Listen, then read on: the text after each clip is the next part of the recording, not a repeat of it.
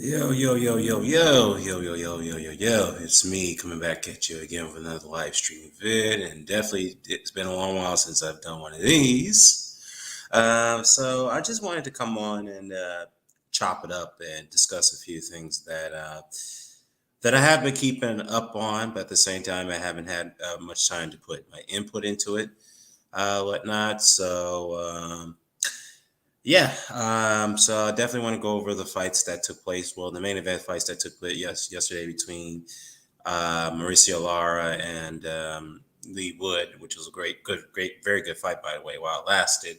And then we had the war that took place on the Golden Boy card on the zone, which are both events were bouts were on the zone, and that was between Luis Nery versus Hovhannisyan, Hovhannisyan, I should say. So two great fights that took place over the weekend.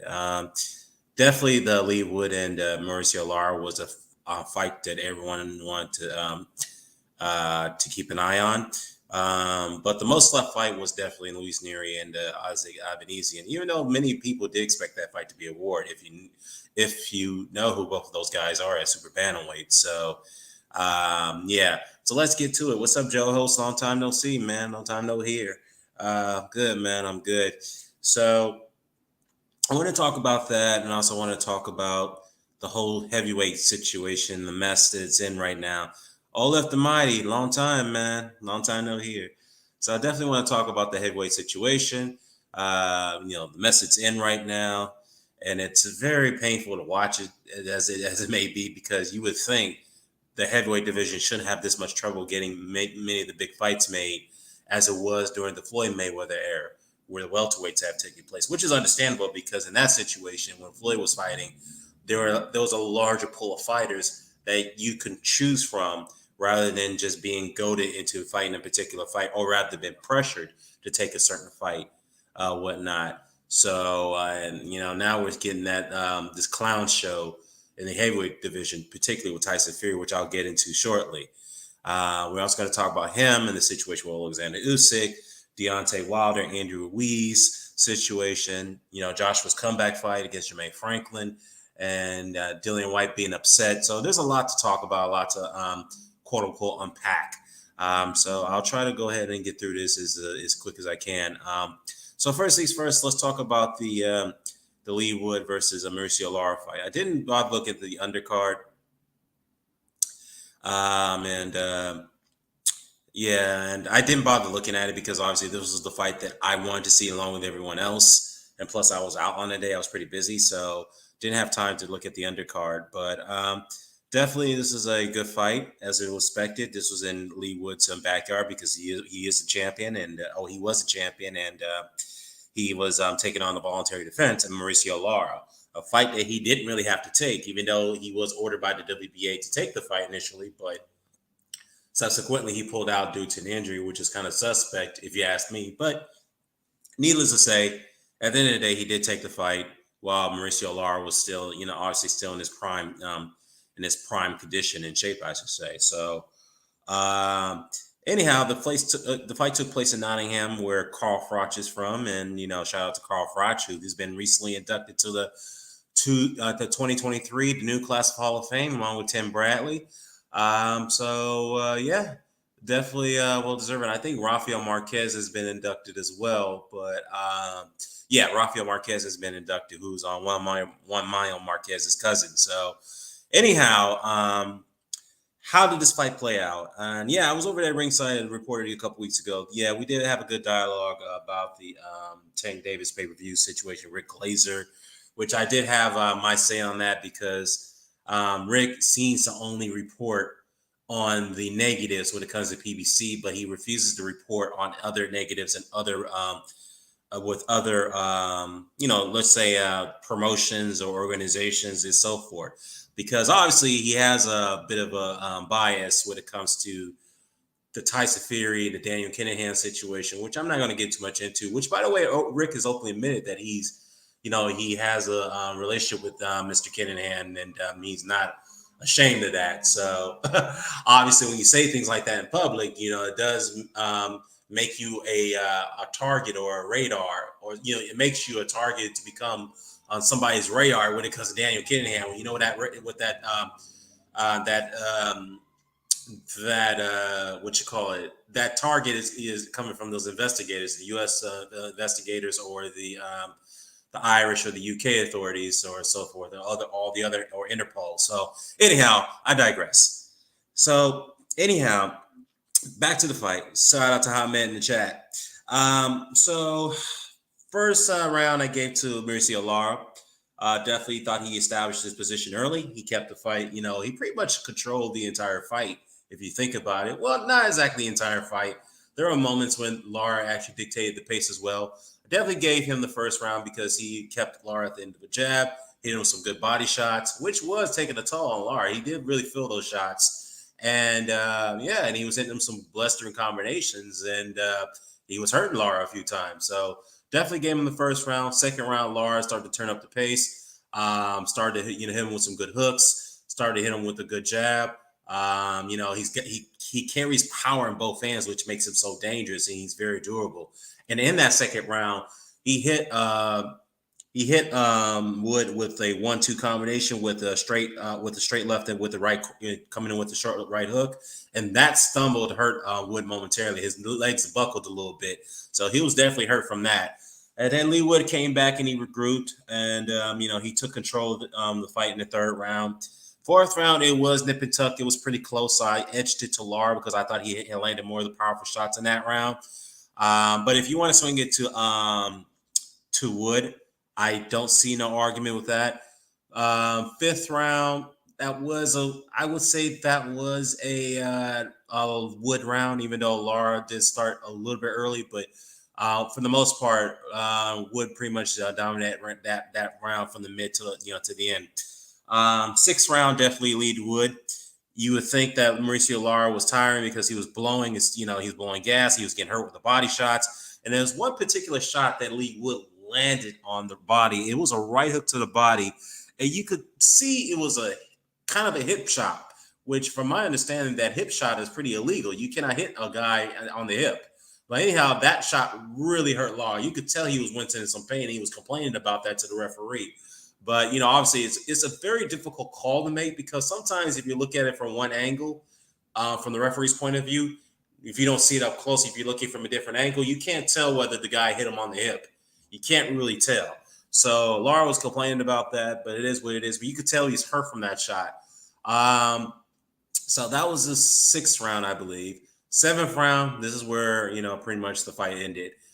Lee Wood was running that round until he made the biggest mistake that he could have ever made in his entire career, arguably, is that, he stood in front of Lara. He tried to hook with a very dangerous hooker in Mauricio Lara.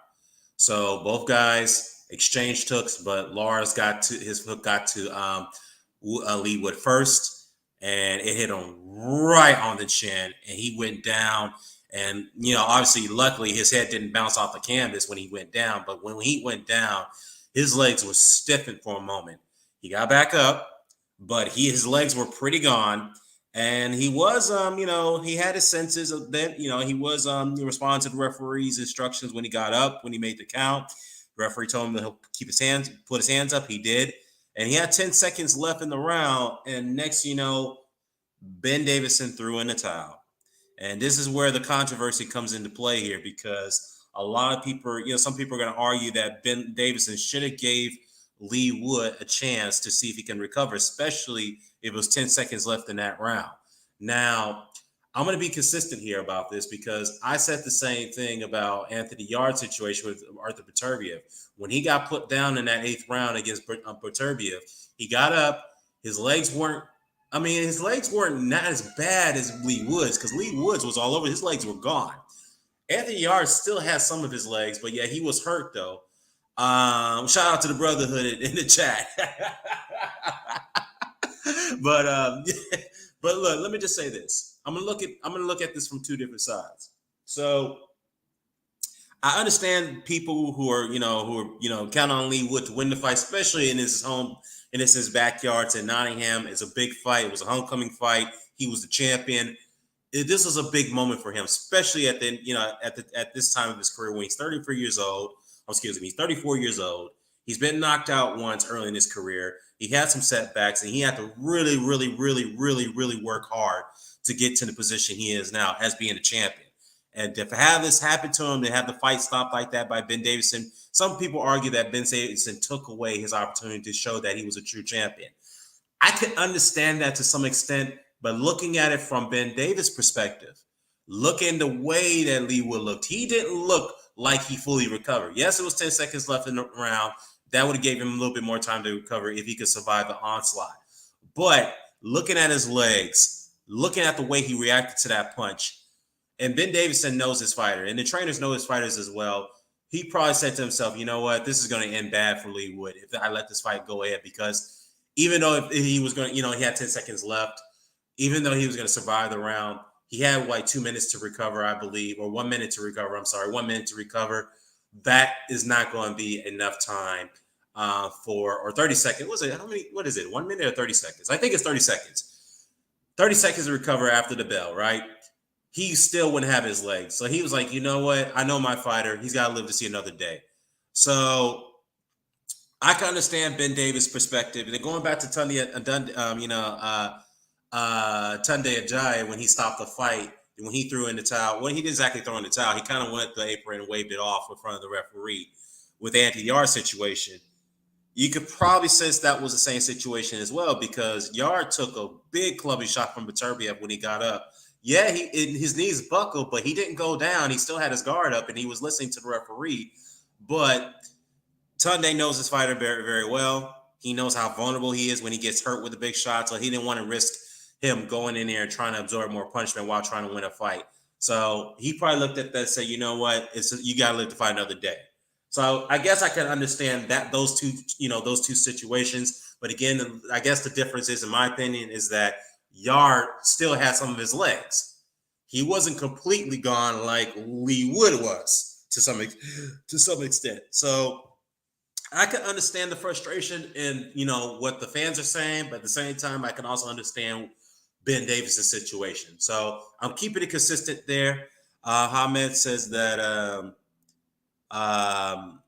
yeah, I don't know. It says Ben Davis. Hamed says the difference was Wood was punch drunk. I agree, Dan. They let Yard continue. Was odd timing. Yeah, it was. Yeah, I guess. Yeah. I thought Davison threw it in the towel there makes him an untouchable coach for any world-class fight moving forward. I mean, Tyson Fury is very lucky Davison did throw in the towel in that Wallin fight. Yeah. I mean, that's true. He's very lucky about that too. And yeah, because obviously looking back at that fight, that cut was horrendous. And I was I'm not too surprised they let that fight go ahead, but any normal situation, that fight would have been stopped because that cut was horrendous. It was getting into Fury's eye. It was, you could tell it was actually not only weakening him, but it was also affecting his vision as well, because he kept getting hit with right hooks that he couldn't see from Wallin when Wallin was throwing it, even though, the right jab. So, yeah, I mean, Davison was very lucky that he was not in that situation where he had to throw in the towel to stop that fight. Because obviously he would have been more crucified, because if he had stopped that fight with with Fury and Wallin, especially when Fury was lined up to fight Deontay Wilder in a very anticipated rematch, yes, he would have been seriously crucified in that situation. So looking back at the Lee Wood situation, this is not the same scenario. Lee Wood was not really in the situation where Tyson Fury was, where he was in line for a very, very lucrative fight. I know some people say, well, how can you say that? He was in line to fight Josh Warrington. Well, Josh Warrington is not on the draw power level of Tyson Fury. Let's not get it twisted. Now, to be fair, he does sell okay. He sells pretty well, but he's not on that level. Number one. Number two, Warrington already suffered he suffered a loss recently to Luis Alberto Lopez. People tend to forget that now. So major differences there. Hamed says that Tunde let Yard continue once he got up, but Wood was gone, in my opinion. He might have gotten seriously hurt. Yeah, like I said, I can understand Ben Davis's argument or his position, why he threw in the towel. So at the end of the day, he did look like he was more the hero than being crucified for doing what he did. Again, some people are still kind of upset that he threw in the towel. But at the end of the day, if you look at the replay, the way Wood went down, I mean, he went down, and luckily his hand did not hit the canvas, but his legs were stiffed when it went down. And luckily he got up, but when he got up, his legs were gone. He was stumbling all over the place. Yes, he was, he was aware. He listened to the referee's instruction, but Ben Davis is a professional. He understands the situation for what it is. When a fighter goes down like that, it's going to take more than like 10 seconds if you add the 30-second break after the bell, after the round is over. You don't need more than 40 seconds to recover from a knockdown like that. You're going to need more than 40 seconds. So he understood the situation, and he understood that this fight was going to end pretty badly for Lee Wood if he had let that fight continue for another round. So, I can understand why he made the call. Then I can understand other fans' frustrations too, because they wanted to see Lee Wood in bigger fights after the Lara fight, and now that he's taken another loss, another knockout defeat. I think this is 2 on his record now. So where does Lee Wood go from here? Is Eddie Hearn going to still set up the fight between him and Josh Warrington? I don't know, because now Eddie Hearn is talking about setting up a rematch between Lara and Warrington. I mean, supposedly, let's be honest, why would Josh Warrington want to take that fight? And speaking of Josh Warrington, there was a dispute and altercation after the fight where Mauricio Lara went after Josh Warrington. He spat on him, and then he tried to go after him because Warrington didn't like that.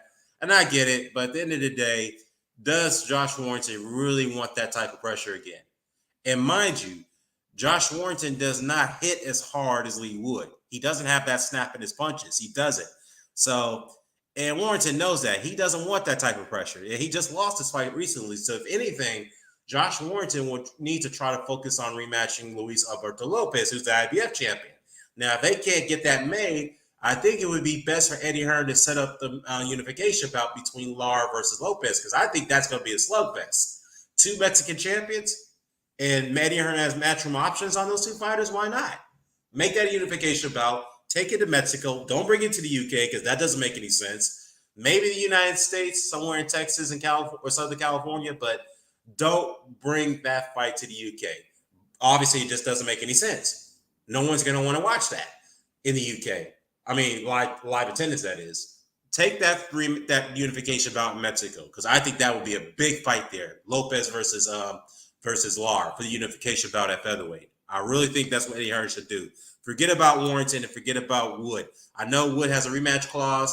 That'd be up to him to decide if he wants to exercise that rematch clause or not. And to be fair, I think they may go that direction. And the reason why I say that is because if you look at it from their position, Lee Wood was definitely winning the fight. No question about it. Some argue that he was winning 5 rounds to 1 before the stoppage.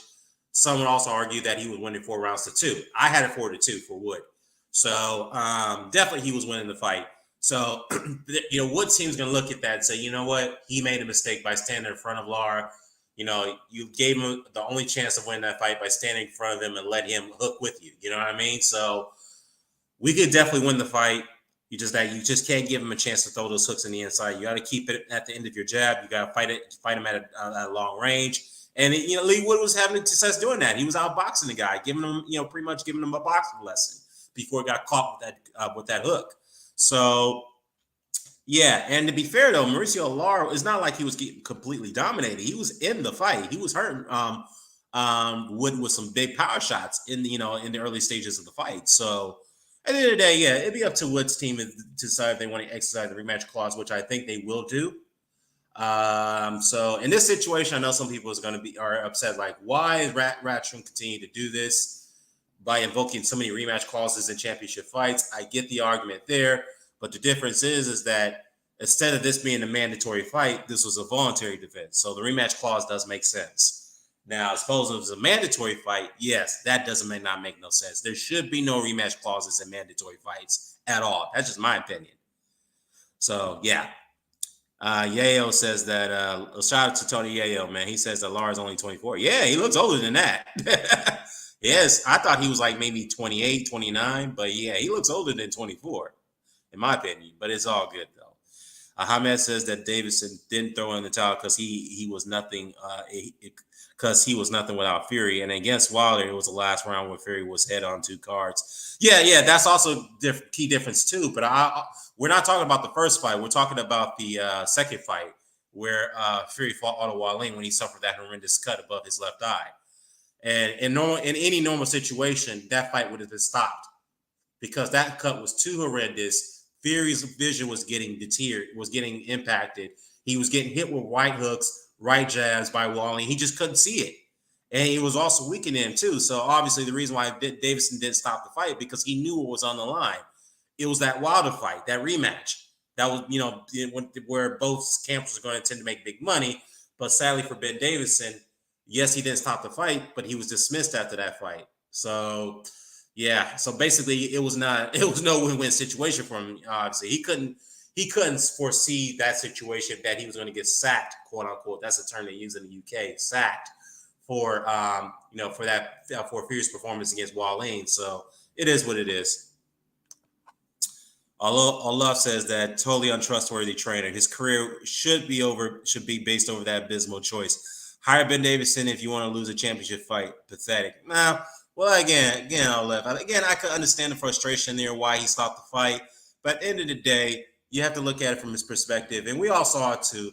Wood did not look good at all when he got up. Should he been getting the chance? I think he should have to some extent because I've seen many fighters come back from situations like that. And same thing with Anthony Yarde. But then again, you got to look at the trainer's perspective. They got to look after their fighter. They know what their fighters are. They know their vulnerabilities. And Ben Davison sensed that this thing was going to end a lot worse than it did if he didn't throw in the towel. So again, I'm not disagreeing with you, but again, I also understand Ben Davison's situation. But him being a bad trainer, no, I think he's a very good trainer. I think he is. Hamed says that Wood got dropped heavy with one shot and his legs were completely gone. Time is irrelevant unless it's the last round, in my opinion. Yeah, excellent point. I think you're responding to Olev the Mighty on that. That's a good point. If it was the last round, Ben Davison wouldn't have thrown in the towel, especially if there's only 10 seconds left in the round. He wouldn't have done that. But given the fact that it was still late in the fight, or in mid-fight, I should say, still a long way to go. Hurt badly, and legs were totally gone. If you're a trainer and you see that situation and you know your fighter that he doesn't recover very well from big shots like that, you're going to throw in the towel. You got to, especially if it's still early, somewhat early in the fight or mid-fight, I should say. And you still got pretty ways to go. Brotherhood says that Ben Davis could have told him to take a knee. Yeah, and I was shocked about that because when Lee Wood got up, he should have took the knee so that he could have a little more time to recover from the punch, but that goes, to the experience factor right there because, again, if there's one critique about Ben Davison, you should, other than him stopping the fight, I know that people have a different opinion about that, he should have instructed him to take the knee. Take the knee. When you go down like that, don't get up too quickly, especially get knocked down the way you did. Take the knee, get up, take the knee, take the 8 count, then raise up. That way you have a little bit more time to recover. So, yeah. Yeah, what up, Tony? It's been a while, man. It's been a long while, brother. Been a long while. Hamed says, I thought Yarde was done also. Maybe not as hurt as Wood, but I can't see why people complain because Yarde was allowed to continue, although the writing was on the wall. Yeah. I mean, there was some difference there because Yarde still had some of his legs left. He did, even though he was hurt, but he still had his legs. And, he took that clubbing shot from Beterbiev and his legs buckled, but he still was in defense mode. And it was still enough time. It was like, I think it was how much time left in that round? Maybe about a minute left or so. So it was pretty long time. So Tunde probably made the decision to say, you know what, this thing was going to get worse than, from here because Yarde's hurt. And for a big shot like that, he may not be able to recover and he's tiring already. So he wanted to throw in the towel because he didn't want to see Anthony take any more punishment. So, yeah. The bottom line is that Davis is too emotional and inexperienced to be a true top trainer. Again, I can see where you're coming from, but at the same time, looking at Lee Wood's situation, it is understandable why he stopped the fight. Again, to Ahmed's point, if that was the case, if he was too emotionally experienced, why didn't he throw in the towel in the Tyson Fury and Otto Wallin fight? Because that cut was horrendous. If Fury was weakening, Yes, he was fighting on, but at the same time, he was taking punishment against Wallin. So why didn't he stop the fight there? There you go. Hamed says that to me, the Yard and Berterbi stoppage was maybe similar to Kovalev and Pascal stoppage. I'll bet Tunde stopped it, not the referee. Yeah, pretty fair point. Tony says that Ben threw in the towel, threw it in at the right time. When Wood got up, he had no legs. Tunde shouldn't have thrown in the towel. That guy's coolest. Look, I talked to Tunde on a couple occasions. I respect the guy, but at the end of the day, I think he should have tried to give Yard some more leeway in that situation. His legs weren't completely gone. Yes, he was hurt, but I think he should have been given some bit of a chance to try to see if he can recover from Beterbia's onslaught. I think he should have been given a chance. But, it is what it is. At the end of the day, the trainer knows his fighter. He knows his vulnerabilities. He knows what his recruitment powers are opposed to us, like me, looking from the outside in. So, yeah, it is what it is. I agree. Davis is trash. He almost ruined Josh Taylor and Tyson Fury.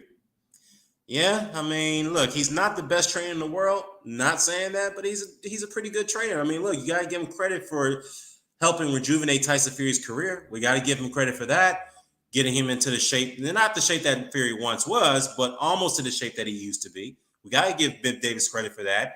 You also have to give him credit for taking Josh Taylor to the undisputed championship. You got to give him credit for that. And also give him credit for helping rejuvenate Lee Wood's career.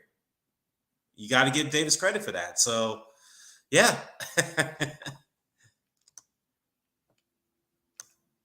Olev Yard didn't have 6 seconds from left from I remember. No, he didn't. I think he had about. It was all I know is it was plenty of time left in the round when he got put down by Peterviev in the 8th.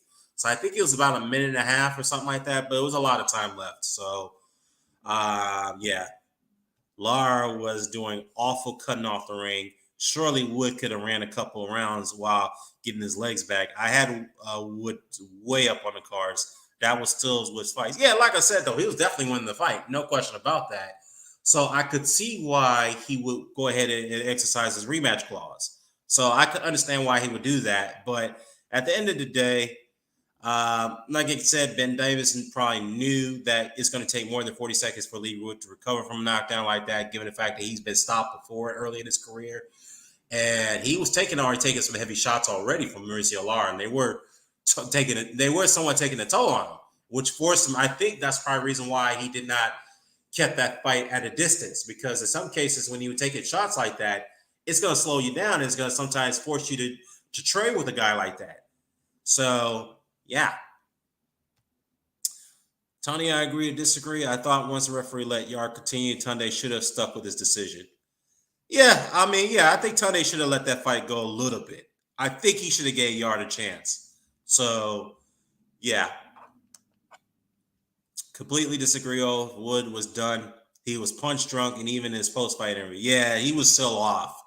If that was another sign why that fight should have been stopped, take a look at that post-fight interview, because Lee Wood still didn't look like he fully regained his senses after being knocked down like that. After, in his post-fight interview, he still didn't look like he regained his senses. So, yeah, if you look at it from, looking at it from one, from the trainer's perspective, Ben Davison made the right call. He made the right call. I think Warrington should be banned from boxing. Dirtiest fight I've ever seen. Yeah, he's one of the dirtiest. I won't say he is the dirtiest, but he's probably the dirtiest fighter today out there. Yeah, because Warrington always leading in with his head, hitting guys, and with his elbow in the clinches. I mean, he knows he doesn't have the power to hurt guys, so the only way to hurt them is leading in with his head, or throw some, use his elbow while throwing his hooks. So, yeah, and putting elbows in the guys' faces. So that's the only way he can win.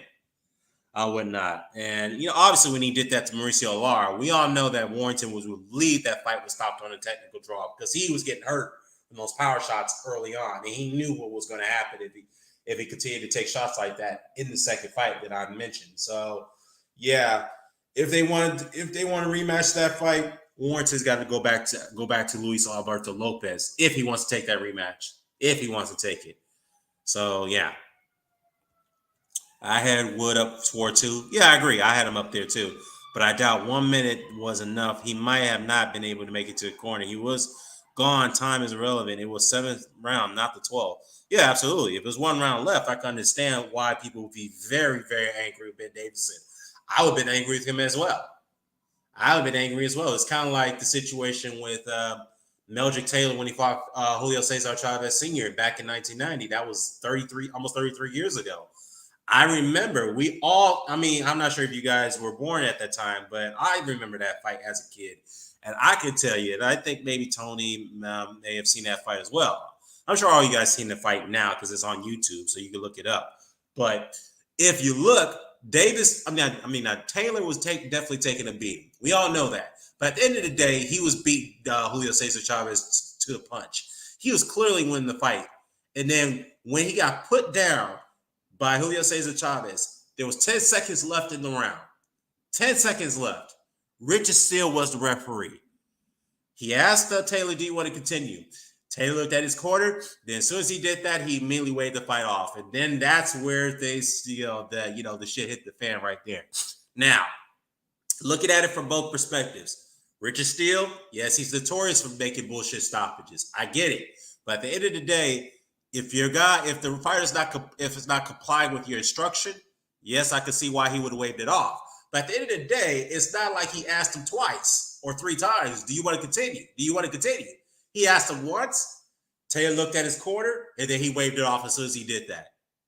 So I can understand why he may have done that, but I can also understand why Meldrick Taylor's corner, in which Lou Duva was the trainer, he was going ballistic about that. He was yelling at Richard Steele, and he wanted to go after him. So obviously, it kind of gives me a recollection. It gives me a recollection when you mentioned Hamed about the 12th round situation. If it was a 12th round, if Ben Davidson threw it at a time with 10 seconds left, I could see why he would warrant being sacked. He would be criticized, and other fighters would look at that situation as, why should I even hire this guy? So yeah. Dan, I think Lara should fight Lopez in unification. Warrington should fight Wood winner meets. Yeah, I definitely agree with that. Definitely agree.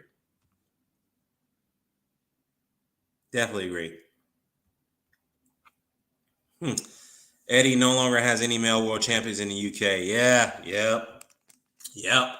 And all I can tell you is that Matchroom definitely needed that win. They definitely needed that win, given on the eve of the fact that the Zone had raised their subscriptions, which I'll touch upon in a minute. They've raised their subscriptions. They have a big lucrative contract that they gave to Anthony Joshua. They needed some momentum in this for this fight, as in Lee Wood beat Mauricio Lara, so that way they can help drive momentum to for their subscription, for the subscribers, and somewhat use it to help justify their subscription hike, as you want to call it. So now that Lee Wood lost, not only that he lost, but he suffered a bad knockout loss. This is definitely a setback that Matchroom does not need at the moment. Now, again, I heard someone says that it's not completely lost because Eddie Hearn does have options on Mauricio Lara. I get that. But at the end of the day, it's options. It's not like Mauricio Lara is signed a full-time commitment with Matchroom, which he could be, momentarily. He could. So I think, this is definitely a setback. And now, to me, in my opinion, it puts a lot more pressure on Anthony Joshua to beat Jermaine Franklin, which I still don't quite understand why that fight has been made right now. Jermaine Franklin versus Anthony Joshua, which I'm going to talk about right now, because help me understand this. Why does that fight make any sense? Look, Jermaine Franklin. I'm shut up, Jermaine Taylor. Jermaine Franklin, short, compact fighter, doesn't have the quickest feet in the world, but he's got very quick hands, and he's a very good counterpuncher, right? Anthony Joshua's kryptonite are against smaller guys with fast hands.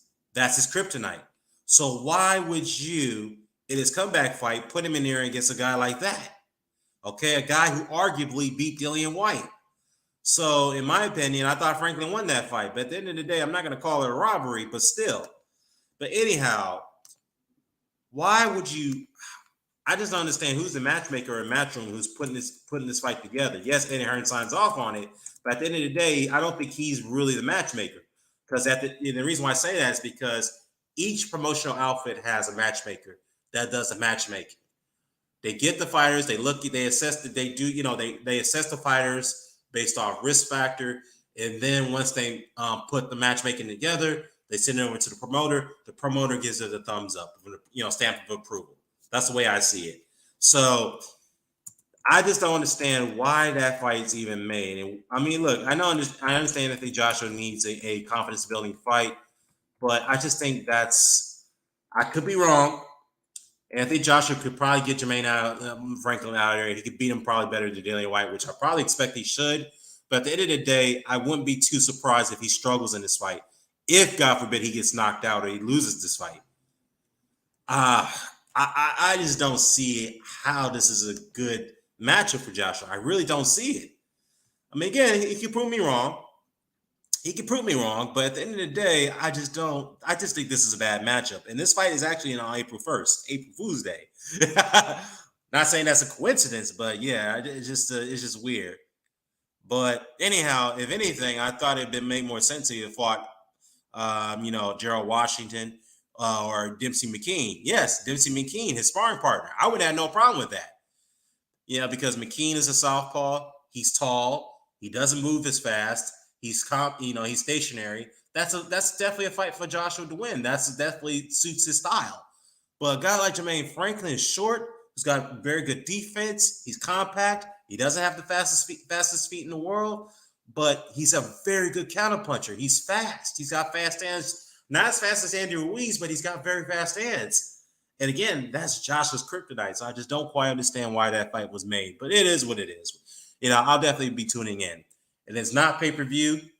But at the end of the day, given the fact that the Zone did raise their their subscription fees, that essentially is a pay-per-view fight if you think about it. Essentially is, if you think about it. So it is what it is. Going back to the comments here. Dan, I agree. There was a big rematch lined up, but surprised the referee didn't stop that fight. Yeah, you're talking about that Wally and Fury fight. Yeah. Again, the reason why that fight wasn't stopped because there was so much on the line, and they knew. And given the fact that Fury was still in it, he was punching, he was winning the rounds, so they gave him the benefit of doubt because he was not only doing that, but that big Deontay Wilder rematch was on the line, and they couldn't afford to lose that. So it is what it is. Who do you think is the ranked number one featherweight, Dan? I missed the Foster and Vargas fight watching the UFC. Well, right now it's Mauricio Lara. And Ray Vargas is definitely still a featherweight. He still owes the WBC featherweight title, but he just went up to super featherweight and he lost to O'Shaquie Foster for the vacant title. So he still holds the title. That'd be another good fight too. Ray Vargas versus Mauricio Lara or Luis Alberto Lopez. So either one of the two. And what's very unique about the situation is that you have three Mexican fighters who's got the featherweight division locked down. Three of them. I know Isaac Davi's fighting. Who's fighting for that vacant WBO title? I know Isaac Davi is fighting for that title, but who is he fighting against? Is it Onet Gonzalez? I could be wrong, but I have to go back and check. But yeah. Foster beat Vargas, who beat Maceo, and who also had beaten Russell on Junior last year. Yeah, true. Isn't Davis Josh Taylor's former trainer? I mean, if so, look at his performance against the second-tier Catterall. Where was the corner destruction in that fight? I will say this. Ben Davison was also Josh Taylor's trainer for the WBSS, and I think he was also his trainer for the undisputed fight between him versus Jose Ramirez. Yeah. Ben Davison was definitely a trainer for that fight. And as far as the Jack Catterall fight is concerned, I think two things play into why Josh Taylor performed the way he did. One, he didn't take Catterall too seriously because the way Catterall looked against guys like Ahara Davies and so forth. And two, we all know that Josh Taylor is a very big light welterweight. So that's why we're all questioning how the hell does he make that weight? Because when he rehydrates, he's a near goddamn middleweight.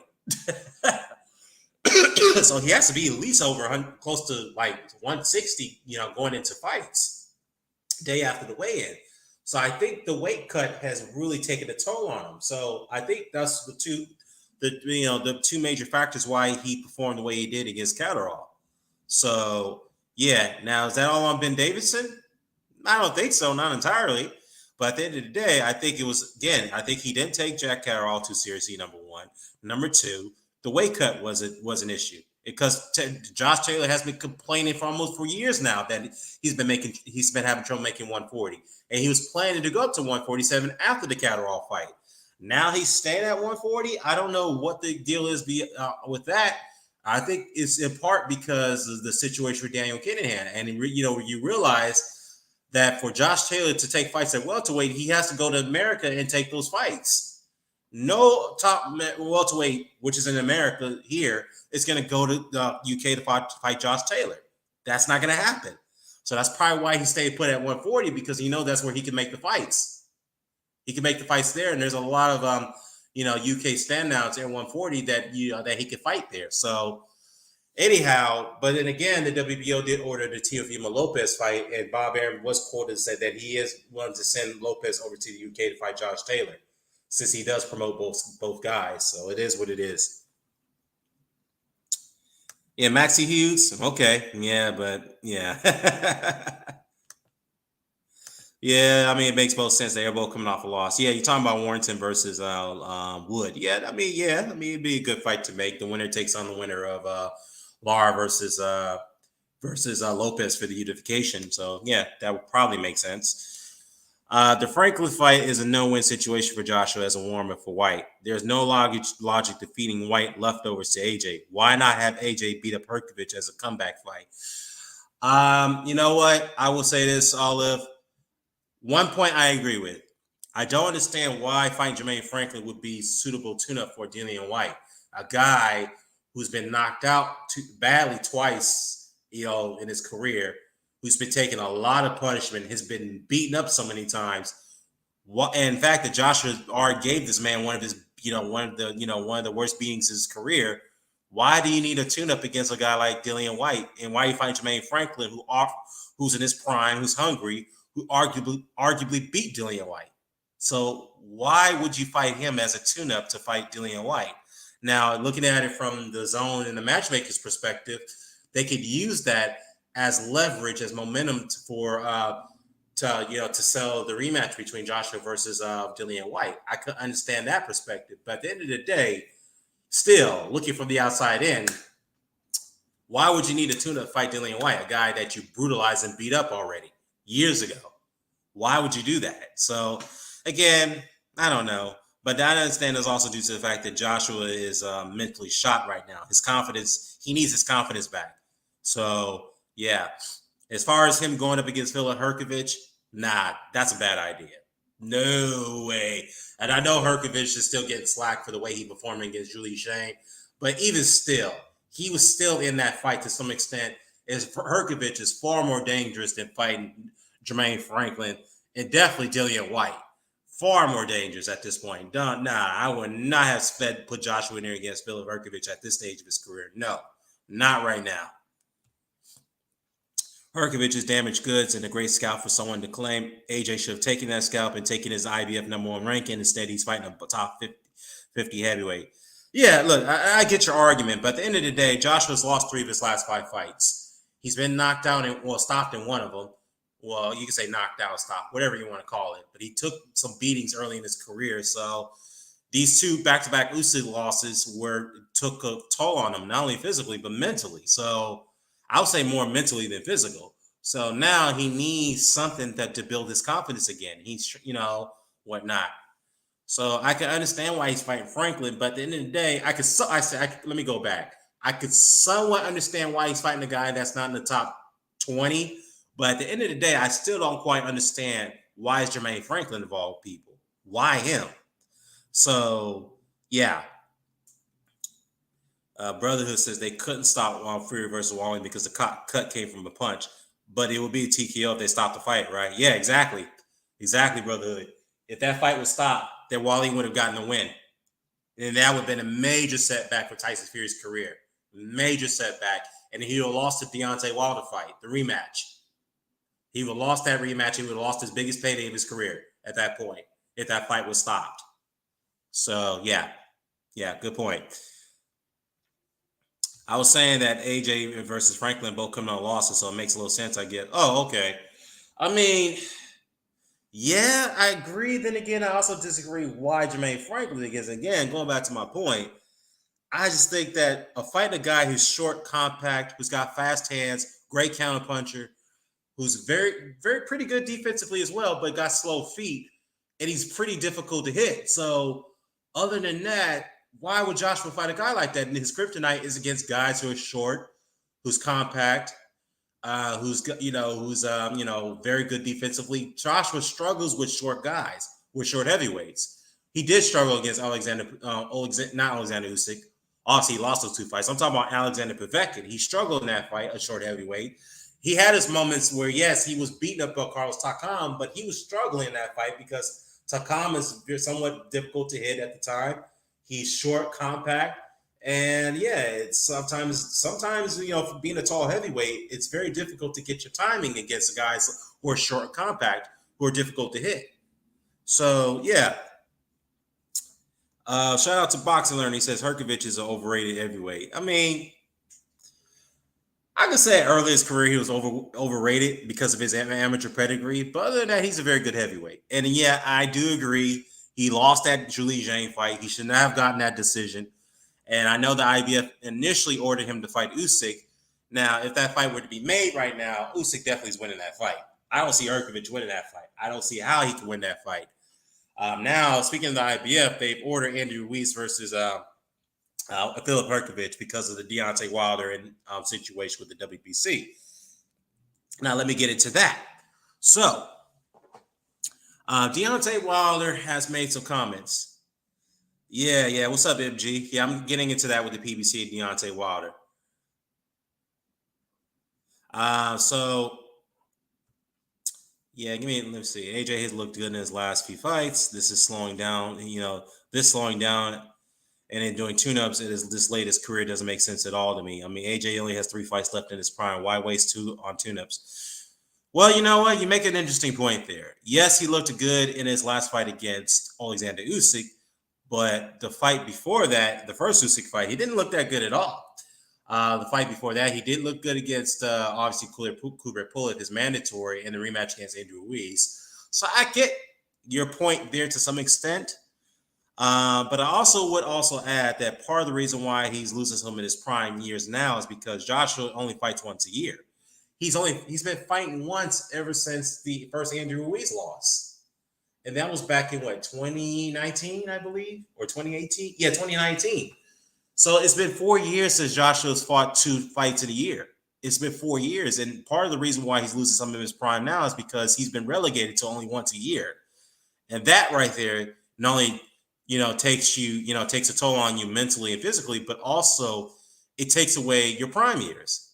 So, and Joshua openly admitted too in his press conference, the first presser with Jermaine Franklin, is that his distractions, he's been distracted so much because he has other commitments when he's in training camp, like doing media presses and other obligations. So he also has distractions when he's training for fights. Now that he doesn't have those distractions anymore, he can focus on boxing. So, so again, I do understand your point there, but at the end of the day, he didn't look good in the first Usyk fight.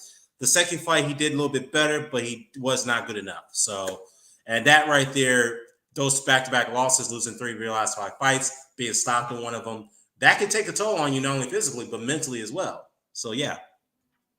So, going back to Deontay Wilder real quickly. What's happening here with this mouse? Why are you acting slow? Give me a second, guys. I don't know what's going on here. My mouse just stopped for some reason.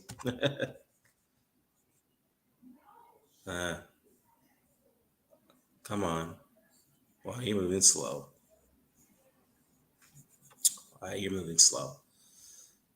Okay, there we go. All right, so is the PBC on their last legs? Are they reporting it, or is it just rumors? Who are you predicting as Wilder's next opponent? Let me get into that situation with Wilder and the PBC and the Andy Ruiz situation, which is this is where I'm getting to this topic about the heavyweight division being in a clown show and a disaster at the moment because Deontay did an interview recently with 78 Sports TV, right? And obviously, for the most part of that interview, they were talking um, about the Chael Sonnet comments about Deontay Wilder being a coward and clueless. I mean, whatever the verbiage was. I mean, whatever the case may be. Chael Sonnet of all people should shut his fucking mouth because when was the last time he ever won a fight in MMA? Okay, I don't know. I mean, this guy has literally got beaten up, and he's lost a majority of his big fights. The reason why he was putting him there because of the fact that he's a loudmouth and he can sell a fight. It kind of reminds me of Ricardo Mayorga. A loudmouth. You put him in there against those top-notch, elite fighters. He gets his ass beat. I mean, his biggest claim to fame when he beat Vernon Forrest twice. But I digress. But anyways, they were chopping it up, and he, obviously Wilder has made comments prior to the interview. He had made recent comments that that the PBC has not been paying his his money left over from his previous fights, and I think he's naming the last two Tyson Fury fights, and he hasn't been paid on time. So at the moment, he's being paid on installments other than his guaranteed amount, and I'm not sure if the guarantee is also included in the installment plan package, whatnot, but. Anyhow, Wilder has been voicing his displeasure at the fact that he's not being paid on time. And he's also saying that he needs to be paid now. And going on 78 Sports TV recently, he said that, and this is his words. I'm going to try to quote it from verbatim because I don't have the exact quote in front of me. I'll try to quote this verbatim, but I'm going to paraphrase a little bit of what he said. He said, look, I'm an open agent, and I love the PBC. I will continue to work with them. That's a long-lasting relationship. But at the end of the day, I'm an open agent. I'm willing to work with anyone. So he was very careful with his words there. And obviously, Deontay Wilder does get a lot of flack for being, not so intelligent in a way. His lack of intellect is, in other words. And I get it because he wasn't the brightest in academics. But at the end of the day, he was very measured with that answer. And the reason why I could see why he was measured because he understands the situation for what it is. You cannot totally bash the PBC, but at the end of the day, you're going to realize that you still need them to put some fights together. So Wilder is keeping his options open. So he's fielding offers for whoever wants to give him the highest offer. Now, I see Yimmy in the chat. I'll get to your chat comments in a second, man. So as far as the Andy Ruiz situation, the rumor mill is that he's not happy about the pay. I think it's more so that he's not happy about is that he still owed money from backdated pay from the fights that he took with Fury, the two fights, and that spanned the last 3 years now, and the Hovhannisyan fight that he had recently. So it appears that he hasn't been paid for either of those 3 fights, not in full to say the least. So maybe he's upset about that and saying, wait a minute, if you want me to fight Andy Ruiz, I need to be paid the rest of my money in full. That's probably what he's arguing about right now. So as far as what his next opponent is going to be, I think it's still going to be Andy Ruiz Jr. But then again, the rumor mill on top of that is that Tyson Fury and Deontay Wilder has been negotiating it privately. They've been speaking to each other privately about negotiating for a 4th fight at Wembley. And let me get into why I think that's not a surprising development either. Even though Frank Warren came out to address that rumor, he didn't deny that rumor. He did not quite deny that at all. I know Blue Blood said something about that. He said he has inside information that that's not true. But at the end of the day, as I recalled, Shelly Finkel came out and said that there was no truth to the rumor about Deontay Wilder fighting Robert Hovhannisyan. And that was 2 weeks prior to the fact that fight got announced. So again, at the end of the day, it doesn't shock me at all if those two actually have talks about having a 4th fight. It does not shock me at all. And the reason why I say that is because I think part of me believe that this beef between these two has been concocted to keep the money and the wealth amongst each other. Some part of me believes that these guys are still buddies and they talk to each other offline, just like Chisora and Fury does. Part of me believe that. And I also will say, though, speaking of Tyson Fury, I think that he doesn't want nothing to do with Alexander Usyk. Nothing at all. And I'm going to tell you, I believe, how this fight is going to go if they do eventually fight. If they do. I think the first 5 rounds, Fury's going to have some success. He might win 3 of the first 5 rounds. But after that 5th round, Usyk's going to turn up another gear. Not once, not twice, maybe 3, 4 gears. If Fury's going to get confused, he's going to look lethargic. He's going to look sloppy. He's going to look very ordinary. He's not going to know what to do. He won't have any contingency to combat Usyk's adjustments. The only contingency he would have is just to try to maul him. But this is not Steve Cunningham. This is not Otto Wallin guys who are stationary targets for the most part. Once you try to wear them down, Usyk's not going to stand there and let you maul him. He doesn't allow you to do that. In fact, Usyk is a pretty strong guy himself too, even though he's a natural cruiserweight. He's a pretty strong guy.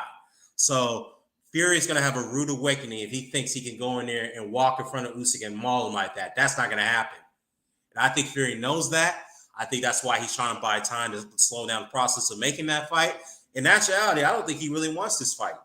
I think he wants to fight Usyk when it's a perfect time for him to fight him. What I mean by that, I mean that I think he knows that he cannot beat Usyk at the current stage of his career. He's waiting for him to slow down where that gives him a better opportunity to fight him and beat him. I think that's what he's doing.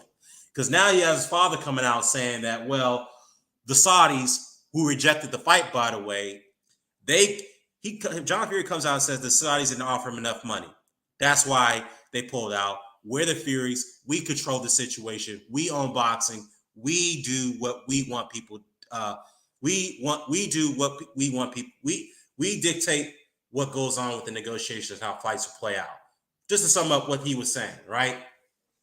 Here's my response to that. My response is that to John Fury and Tyson Fury, who do you guys think you are? Anthony Joshua or Eddie Hearn? As much as I've criticized Joshua, I'll say one thing. Joshua, or 2 things. Joshua is fighting a lot of stiff competition. Got to give him credit for that, especially early in his career where you felt that he was rushed. Okay? He did that. Number 2, Anthony Joshua is more of a commodity than Tyson Fury. That is the way it is. Tyson Fury may not like that. I know he sees, he gets upset every time Joshua gets mentioned when it comes to being, mentioned when it comes to prestige and recognition. I know it still hurts him that he does not want to eat, that he doesn't get that much credit like Anthony Joshua does. I know it still hurts him. But for him to go out there and his father say that they deserve more money or on the same level as Anthony Joshua, they're living in a world of delusion. And the Saudis said, no, fuck off pretty much. Who do you think you are? And by the way, you're lucky we're talking to you the last time you stiffed us over a year over that Joshua fight. So what makes you think the Saudis were going to give in to their demands, right? What makes you think they were going to do that? Now their fight has to go to Wembley, which in my opinion, that fight's not going to happen because Fury's going to find a way to try to renege the split where it has to be so ridiculous high for him that he's going to try to get Usyk to agree. And we know that Usyk may not agree to it, so Usyk may back out of the deal and then make it look like, hey, you see, I tried to make the fight. Usyk was a coward. He backed out. No. You're totally wrong there. And the reason why I say that is because Usyk already agreed to his end of the deal for the fight months ago, or actually about a month ago. He agreed. He agreed to the fight. Fury is the one who's dragging his feet, who hasn't signed on to the deal. And when asked about that, he was like, well, first things first, Usyk shouldn't be talking crap about me because we haven't even signed a deal to the fight yet. So why is he still trash talking me? Well, you know what? I would say this. The pot they call kettle black. Tyson Fury is notorious for trash talking guys for fights that have not been signed, a la Anthony Joshua, a la David Price, who he ducked out, by the way, for the British title, a la David Haye, who's still in retirement. Now he's calling for those guys to come out of retirement and fight him. So, yeah. So for him to come out here and to say that shit, okay, excuse my language, it's an irony. And for him to try to price himself out to make it look like Usyk is the one ducking, which in actuality is further from the truth, I should say. It's Usyk the one who signed on to the fight a month ago. It's Usyk the one who's clowning him and saying, hey, what's your deal, Belly? I'm the middleweight. Why are you haven't signed on to fight me yet? What's going on with you? And why is Tyson Fury stood off social media for a while? Can anybody answer that question? Why? Because he knows that if he goes on social media, if he posts anything, he's going to be bombarded with comments about how much of a coward he looks for trying to stall the Usyk negotiations. He knows that. And that's why he's staying off social media, because he doesn't want to deal with those comments. And I think I know some of the backlash he's getting right now, or actually a big backlash he's getting right now, it really is getting to him mentally. And someone had mentioned a comment that has mentioned to me in a conversation, and someone asked me, do you think Alexander Usyk has really broken Tyson Fury mentally at this point? And it's an interesting question. In fact, I see some uploaders mention this as well.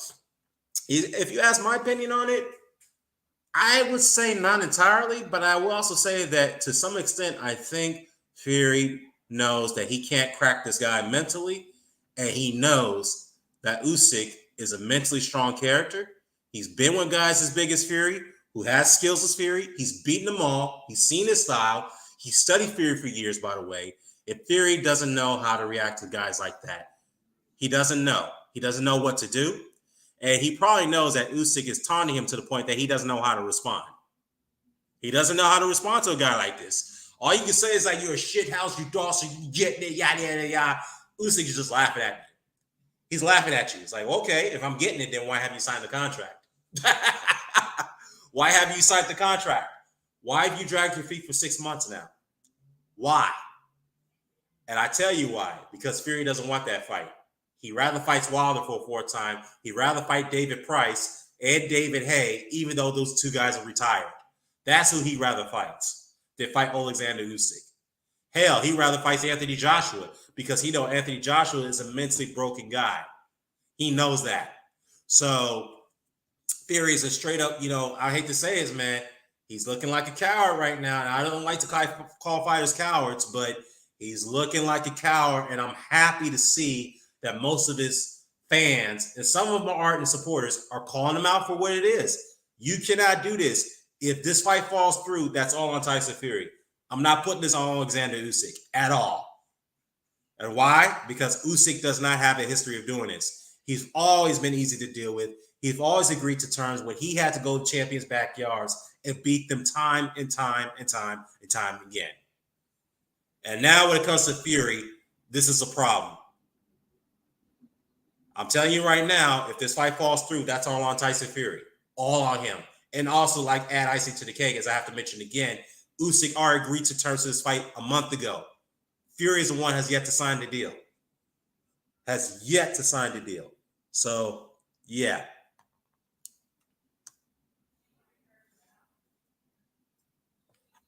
Let me see. Yeah, let me go back to your comments now. I haven't had time to get into it. Wilder admit that he ducked AJ on Twitter. Yeah, that's true. He said no to more money for Undisputed, then chose a co-kid coming off a 4-year layoff. Cherry picking going wrong. Now Wilder ducking Ruiz. I will say this, though. Deontay Wilder admit that, and we all saw that coming from a mile, okay? But I also would like to point out that Anthony Joshua himself admitted that he turned down the Deontay Wilder fight in a radio interview with The Breakfast Club. And I don't know why Anthony Joshua fanboys continue to ignore that interview as if it doesn't exist. So he admitted himself that he turned down terms to fight Deontay Wilder. And I do appreciate the fact that Anthony Joshua gave a very honest answer, even though it was measured, when addressing why that fight collapsed. He also said that there were terms that I didn't like to the fight, and there were terms that he didn't like. So we both decided that it was not best to fight each other. Just, paraphrasing what he said. And if two people want to, make the fight, if a fight was going to happen, two people would agree to make that happen. And if you want to blame who's responsible for why that fight didn't get made, blame both of us. That's what Anthony Joshua said. And yet, a lot of Joshua fanboys continue to ignore that interview, pretend it doesn't exist. So, yeah, Wilder admit that, but also AJ admitted himself. And I could gladly post that interview right now if you want to take a look at it. Wilder gets what he deserves. Say no to $100 million. Well, yeah, whatever. $100 million, $120 million, whatever. Yeah, I get it. It's reap what you sow. At the end of the day, Anthony Joshua's team's going to look at that and say, well, we should have took the Wilder fight when we had the chance too, because now they've lost their belts. They lost to the same guy twice, got dominated by him in the first fight, a cruiserweight, got outclassed by him in the second fight. So both Wilder and Wilder and Joshua are kicking themselves in the heads, wondering how could we fuck this up? How could we fuck this up? We let two guys, Fury and Usyk, come in here and rob us for what we could have had together. An undisputed fight against two undefeated champions in their prime. Flawed, yes, but hard hitters, knockout artists. And we let that go. Now we got Usyk and Fury. So, yeah. Wilder always act funny about money when it comes to fighting real guys like AJ and Ruiz. Well, I mean, yeah. I mean, didn't Anthony Joshua come out in his presser the other day saying that he's only fighting for the money now? Yeah, I mean, when it comes to that, it's all about money. It's not just with Deontay Wilder. Anthony Joshua just admitted too. It's all about the money. It ain't about championships anymore. He just admitted that.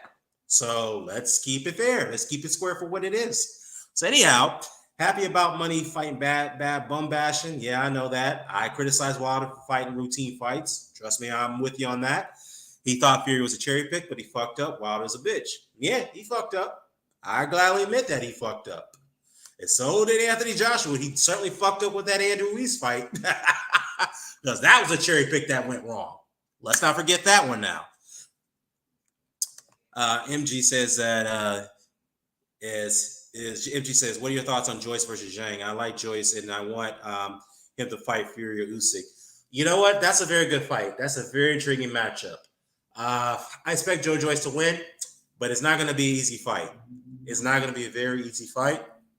And should Joe Joyce win that fight, which he's expected to do, I think he should definitely get the winner of Usyk versus Fury. If the fight doesn't happen, which I think it won't at this point, definitely Tyson Fury. If Alexander Usyk wants it, if the WBO decides to mandate that fight, then so be it. But anything, I think Joyce has a better chance of beating Fury than Usyk. A much better chance, in my opinion. So, yeah.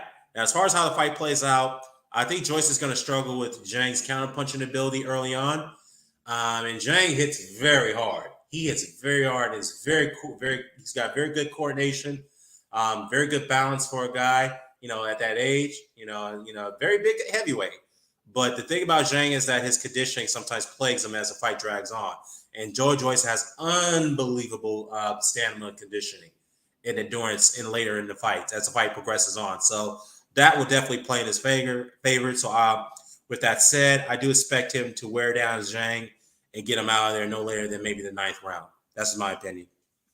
MJ says that the public needs to seriously boycott Fury versus Wilder 4. You know what? I want to comment on that too. And I do agree with you on that front right here. But I will say this.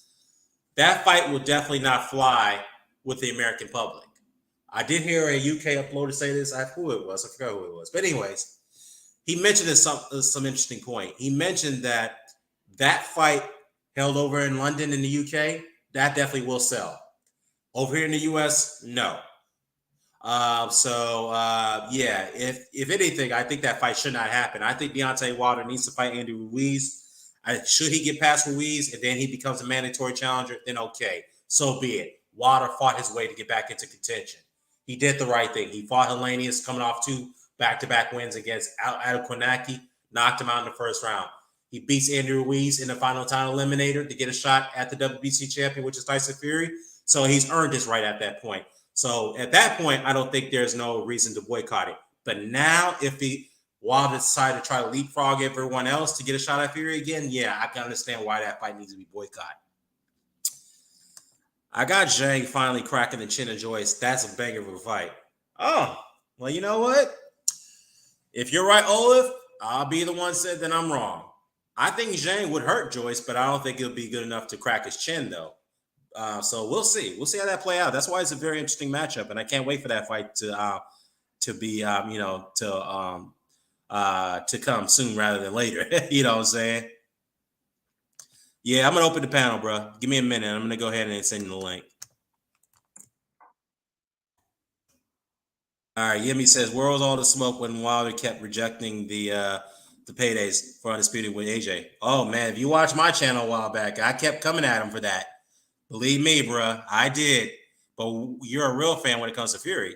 No, trust me, I criticized Wilder many times. Look at my old videos. I criticized him for the way he came at Tyson Fury after the second fight, coming up with all sorts of excuses about loaded gloves, a trainer betraying him, spiking his water, the referee being blind on crack, whatever the case may be.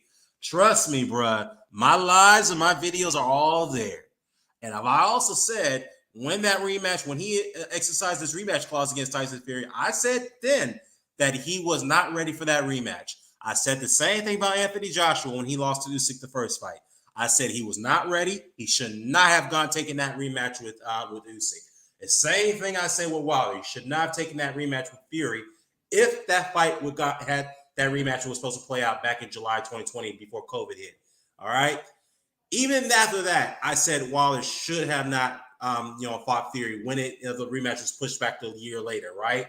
But the difference is with that situation is that Wilder had more time to prepare, and Fury, we know Fury being unpredictable that he is, he seemed like he wasn't in the best shape. So at that point, Wilder had a better chance of winning that rematch, even though I still picked him to lose it. But at the end of the day, my point is I've been very consistent about criticizing Wilder. I criticized him a lot on my channel, and I'm a fan of his. I criticize him for turning out his highest career paydays. I criticize us for him neglecting other heavyweights, neglecting other heavyweights like Luis Ortiz for being a truck cheat, even though he fought him at one point of his career. So yeah, I criticize Wilder for a lot of shit. I just don't like the fact that he goes to channels and he gives interviews for people who want to give him that sycophantic treatment, I should say. Just like how Tyson Fury does it. He doesn't like to go to areas where people are going to give him objective, tough questions. He doesn't like it. So, yeah, trust me. I criticized Wilder for turning down huge paydays, but let's not pretend that Anthony Joshua is above criticism either, because that man has done some shit that I didn't like. I didn't like the fact that he was trying to play hardball with the Wilder negotiations to some extent. I didn't like that. I didn't like the fact that they were trying to play hardball with the first Usyk fight. I didn't like that. And I criticized Joshua for that, even though I was more so on Eddie Hearn, because they were trying to find a way to get out of that fight. And, due to fan pressure and public pressure, Joshua ultimately took that fight. All power to him. So, yeah.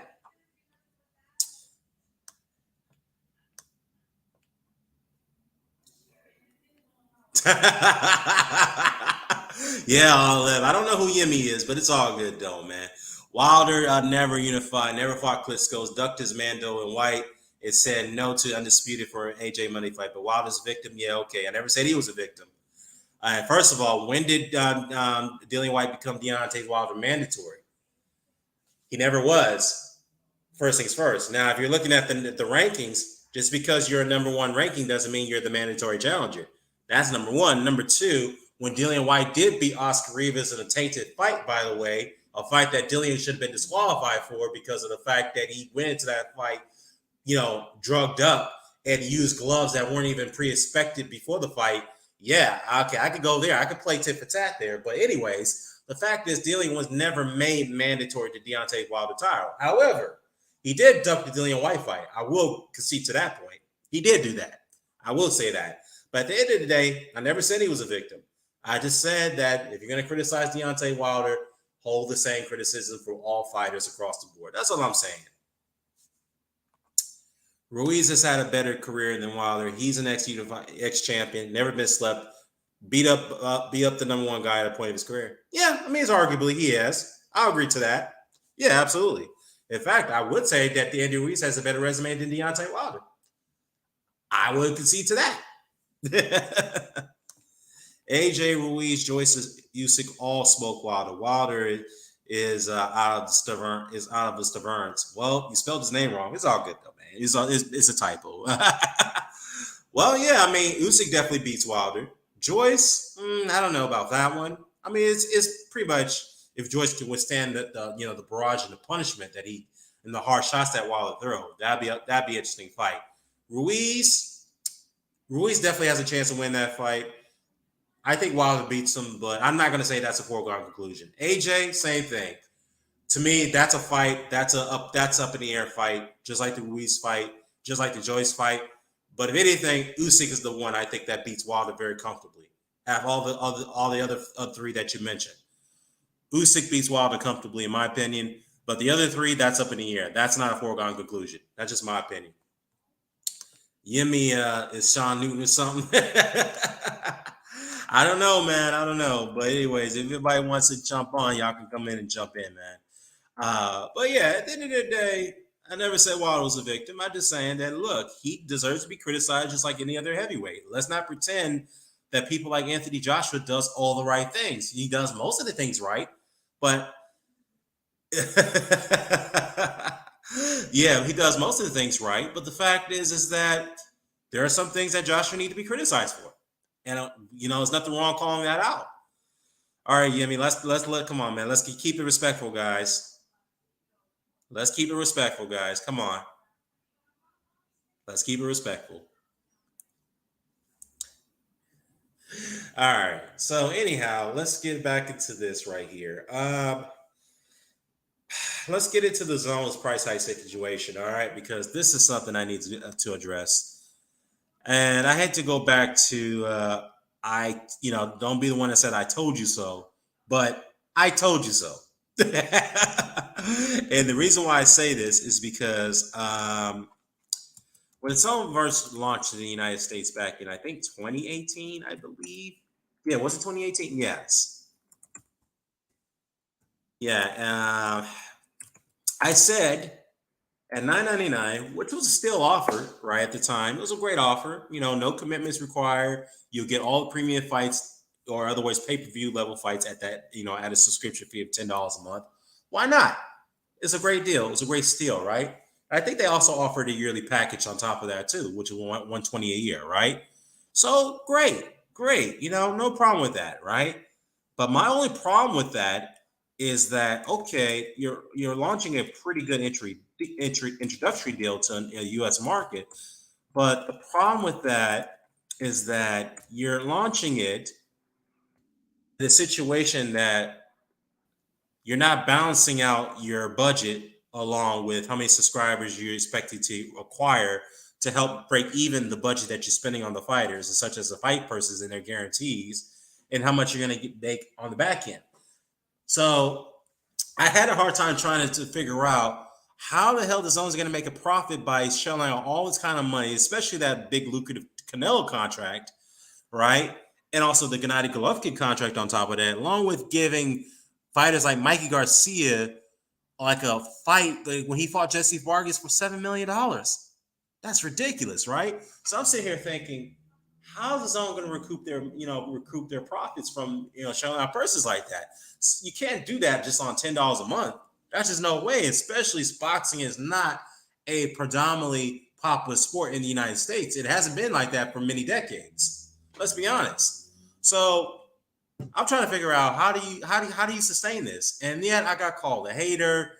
I'm a BBC shield, this, that, and the third. I'm like, okay, I'm speaking logic here. And trust me, I criticized the PBC's model too early on, where Al Heyman was putting on a lot of free content, free-to-air network fights, buying up airtime, and giving fighters all these lucrative paydays, fighting a bunch of nobodies and taking routine fights while they're champions. I criticized them for that. And I've also said that I just don't think that's going to be, it's not going to be sustainable long enough. I think what's going to happen is that Al Heyman is going to be forced to change his structure where these guys are going to have to take some tough fights. And look what happened. That happened a year later. Exactly what happened. And I said the same thing. I said the Zone at some point sometimes going to have to change their pricing structure. They're going to have to introduce a pay-per-view. And people jumped on me for saying that. It's like, that's ridiculous, Dan. That goes against the Zone and their principles and their marketing, practices and this, that, and the third, their marketing scheme, yada, yada, yada. I get that. But to survive as a business, to make profits or break even, you have to make changes. You have to adapt to where the market is going. Okay. Now, if you expect to make a profit off of, shining out these purses for these fighters, you have to introduce a premium price. And that's a pay-per-view. There's no other way around it. So, lo and behold, before it got to the point of them introducing pay-per-view, which is almost 2 years ago, I believe. No. Actually, it was last year they introduced the pay per view, right? Yeah, it was last year. So I think 3 months into the zones, after the zone launched in the United States, what did they do? They increased their subscription fee to what? What was it? It went from $9.99 to $19.99. So they increased it by 50% within 3 months. And I said, you know what? I know where this is going. They've lost so much money and they didn't expect to lose this much money in rapid time. Yes, if you want to, if you want to, buy up market share, if you want to try to get a significant market share in a certain market space to keep get demographic, yes, you're going to take a loss, but that's short term. That's your short term plan. I get it, but the long term, you expect that to turn around and make profits probably within the next 2 years, 2 3 years, right? But they did not expect to lose that much revenue within 3 months. So that's why they panicked and they increased their prices. And I said that, and I got a lot of flack for that, right? All right, Tony, we'll see you then, man. So they did that. The next thing you know, they once again restructured their pricing structure a year later. And then a year later, which is 2022, lo and behold, they introduced the pay per view. They introduced the pay per view. And the backlash they got from that, trust me, I saw many channels and I saw many people I have dialogue with, and they were respectful to me, and that's cool. Literally were livid, and rightfully so, they were livid about it. And I told them, look out for it. It's coming. And people said I didn't know what I was talking about. And trust me, I majored in business. I could see this coming from a mile. I could see this. I said there's just no way they could continue to pay out these high lucrative purses and maintain the fact that they're going to just charge only a $10 a month subscription fee and think that was going to be their only profit driver. No, that's not going to work. You cannot make profit off of one string of income. You cannot do that. They have to have multiple strings. Advertisers, which is also openly admitted back then that they were not having any advertisers. What did they do? They introduced advertisers all of a sudden. Oh my goodness, man. And I told everyone that this was going to happen. Pay-per-view was on the way, and it happened. I said that 2 years ago. Oh, not 2 years ago. I said that 3 years ago, which is 2 years after they introduced the pay-per-view. I said that was going to happen. So now everyone's saying, well, okay, whatever. They're just trying to, walk, pretty much they're just trying to tiptoe the situation and not admit that they were wrong about that situation. And at the same time, I can understand why they're upset about it because, again, at the end of the day, the Zone was the one that introduced themselves as the pay-per-view killer. We're not going to introduce any advertisers through our content. And lo and behold, not only that they have advertisers now, and they add pay-per-view on top of that. Not only that they add the pay-per-view, they've increased their subscription rates. And top things off, in the UK particularly, it went from $1.99 when they introduced it into the market back in 2021, and then went to $7.99, which was 5-6 months later. And now, a year later, they're at $9.99. But the catch is you have to agree to a 12-month commitment, which is 1 year, which means if you commit to that $10 a month 1 year commitment, if you cancel your subscription, you'll be penalized for that, which means there's a penalty fee. So the Zone probably saw the figures and realized they're losing a lot of subscribers at a very fast rate, which they did not anticipate. And also, there was a report that came out that they've lost, I think, north of $4 billion over the last 3 years. 2-3 years. So yeah, I can see why they dramatically did what they did. I can see it. So yeah, I see you. I'm not gonna address you. I know you, at the end of the day, your mother didn't raise you very well. Because you and it is what it is. You've been blocked on me. So anyhow, yeah, as far as that's concerned, I think the U.S. Went up in price too. Let me see what the rates are for the U.S. I'm going to bring that up real quickly.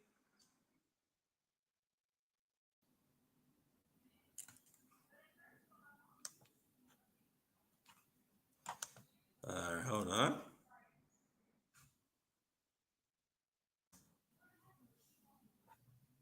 Wow. Oh boy.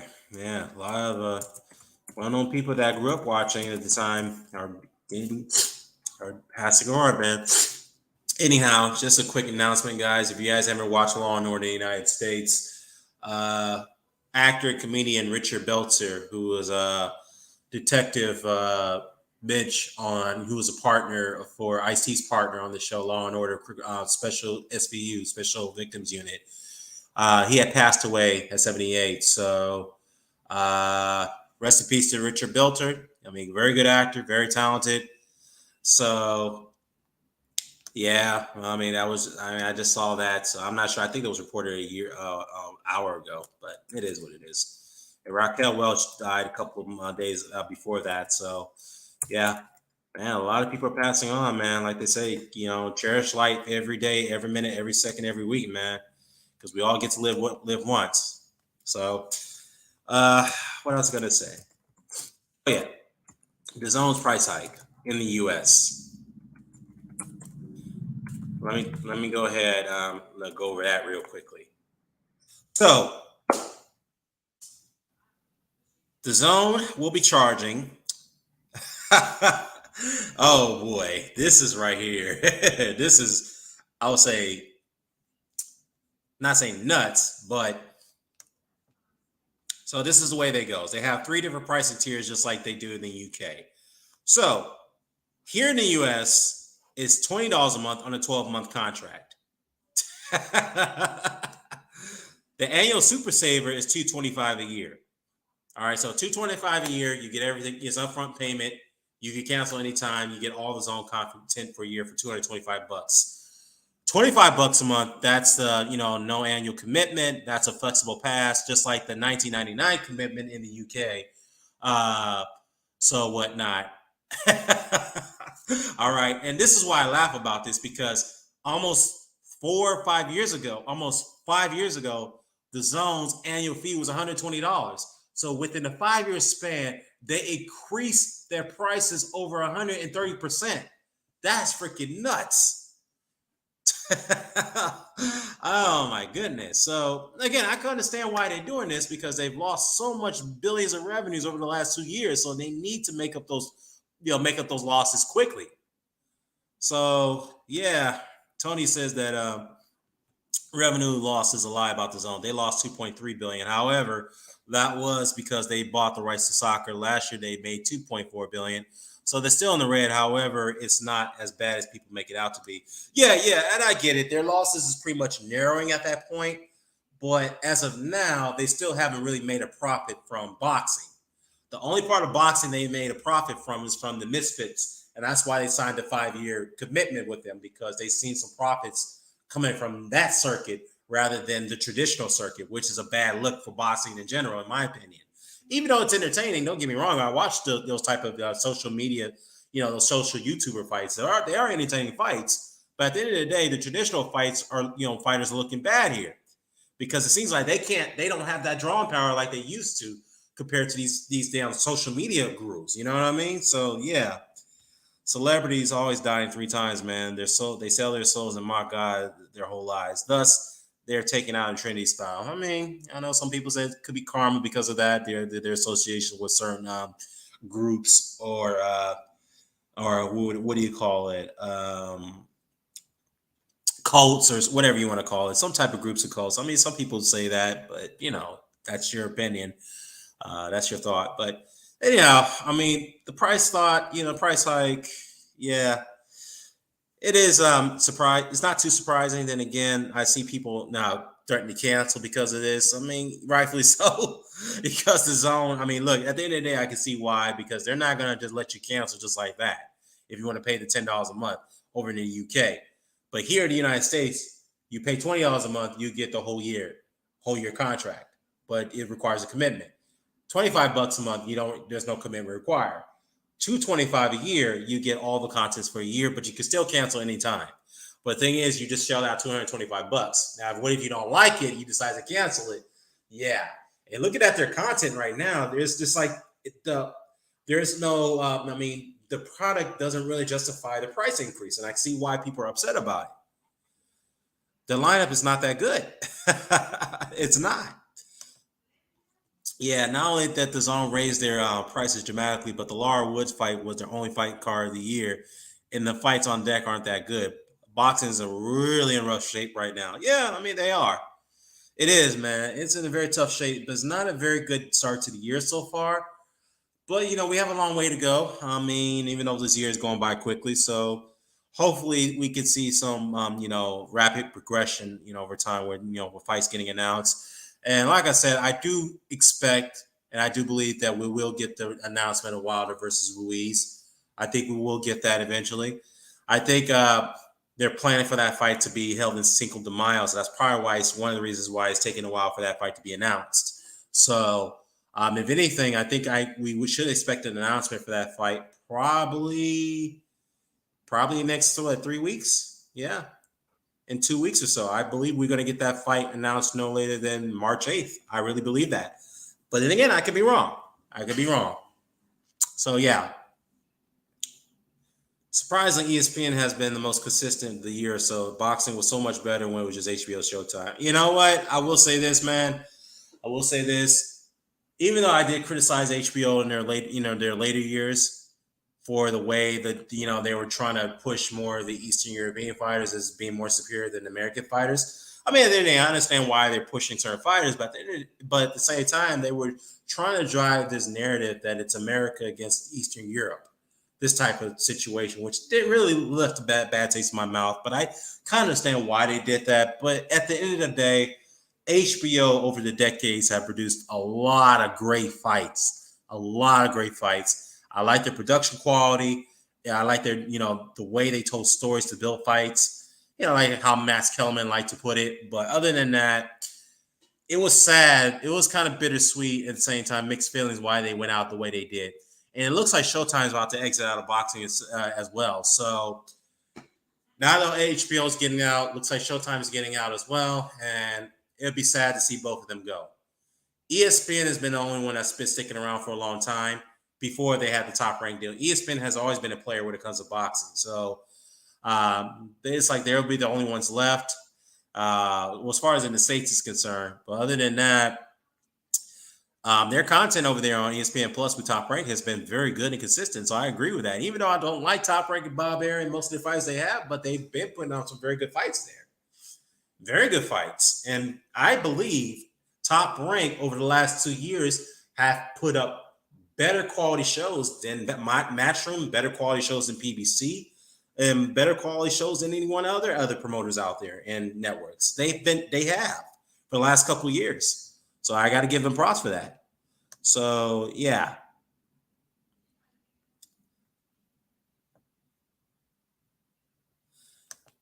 Ruiz literally just got announced as a Herkovitz mandatory. Yeah. I've seen that.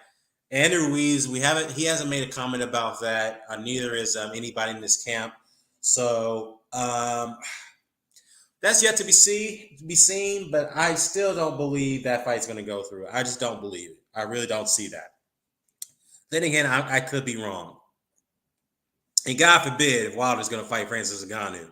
Because if he fights Francis Ngannou, trust me, I'm going in on Deontay Wilder. Please don't do that.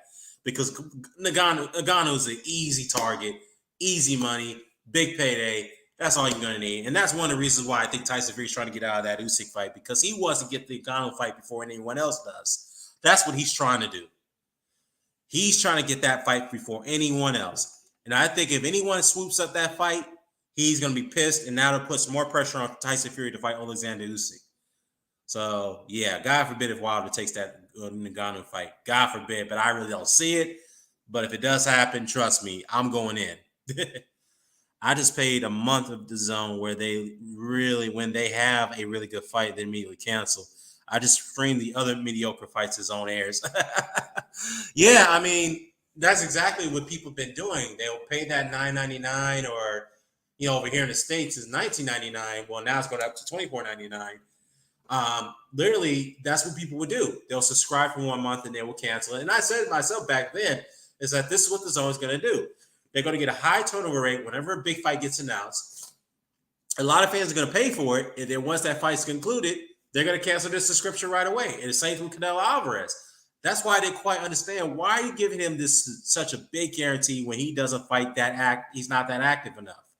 Yes, he fights twice a year, but at the same time, for you to kind of get subscribers to stay with you, Canelo's got to fight at least 3-4 times a year. There's no way in hell that you could get someone to pay a monthly subscription, let alone a yearly subscription, if Canelo fights only twice a year. That's not going to happen. You know what they're going to do? Whenever he fights, they're going to subscribe for that just for that 1 month, and they're going to end up canceling it. That's exactly what they've done. And lo and behold, I was right about that. They took a huge loss on that Canelo contract. They had to restructure it. Obviously the pandemic kind of accelerated that process. But needless to say, this is the reason why I said that original model would not work. I saw this coming from a mile. I got a lot of flack for it. And then next, 5 years later, I was proven right. I was proven right. Trust me, this is not me saying give me credit for being right. Just give me credit for looking at the situation and monitoring it and studying it for what it was. That's exactly what it was, and I seen it coming from a mile. So yeah. All right. Yeah, I don't think he's fighting Ngannou. God forbid if that happens, but I don't see it, man. I really don't.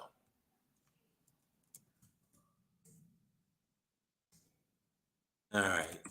Other than that, there is one fight I want to cover, and then I might just wrap this up. So I have Luis Nery versus Hovhannisyan.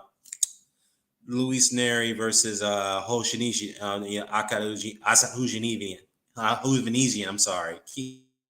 I can't pronounce his last name. Hovhannisyan. All right. Now, if anything, that was definitely, arguably, the fight of the night, if you think about it, because that was a slugfest. Both men was hitting each other with big power shots, super bantamweight on the Golden Boy card. Luis Nery is definitely having trouble. Very close fight. Could have gone either way before the 11th round came, where Nery stopped Hovhannisyan TKO with a big crunching left. Actually, that left came at the previous round, at the 10th round, where Hovhannisyan was just trading, hitting him with some arm punches, and the next, he got caught, left himself open with a wide, with a very short left hook, and that pretty much he didn't recover from that. So, very good, entertaining fight. Very good, comeback fight, Luis Nery. Whatnot. Even though I've had given him shtick over the years, especially with the whole Yamanaka situation. But so other than that, yeah, I think that was a very exciting fight. Arguably fight of the night. Could be fight of the year. Some argued that the Lara and Lee Wood fight was a fight of the year or fight of the night. But there were two good fights, whatnot. But obviously the Wood and the Lara fight was definitely the main attraction for everyone else. But other than that, yeah. So on to next week, we have Jake Paul versus Tommy Fury. So, Tommy Fury versus Jake Paul. What do I think about that? That's on BT Sport, box office, ESPN Plus pay-per-view, right? What do I think about that? That fight's held in Saudi Arabia. It's going down next Sunday? Yeah, next Sunday. So, all right, Tone. I'll give you a second. Oh, there you are. So, what do I think? If Tommy doesn't win this fight, definitely I think this is it for him, and I think he knows that himself. And it's kind of jarring to see that the Fury clans, or his father, his brothers, they don't believe he'll win this fight. They have no confidence that he will win it. They're even going out publicly saying that if he doesn't win this fight, then they're pretty much going to disown him as a Fury. And I think that's a shame too. And I just think that's unfair for Tommy to be put in so much pressure to beat Jake Paul. Can he win the fight? It's possible, but he could make it tough. But at the same time, Tommy haven't fought anyone to convince me to believe that he could beat Jake Paul at this moment. And to be fair, Jake Paul has been taking on tough fights. What I mean by tough fights, he's fought guys, old MMA guys out of their prime, who's giving him some tough fights like Tyron Woodley and Anderson Silva. So at the end of the day, I expect Tommy to win. I expect Jake to win. Tommy, I'm not going to quite write him off, but it is a lot of pressure on him. If he doesn't win this fight, and that's next week, then that's it for him.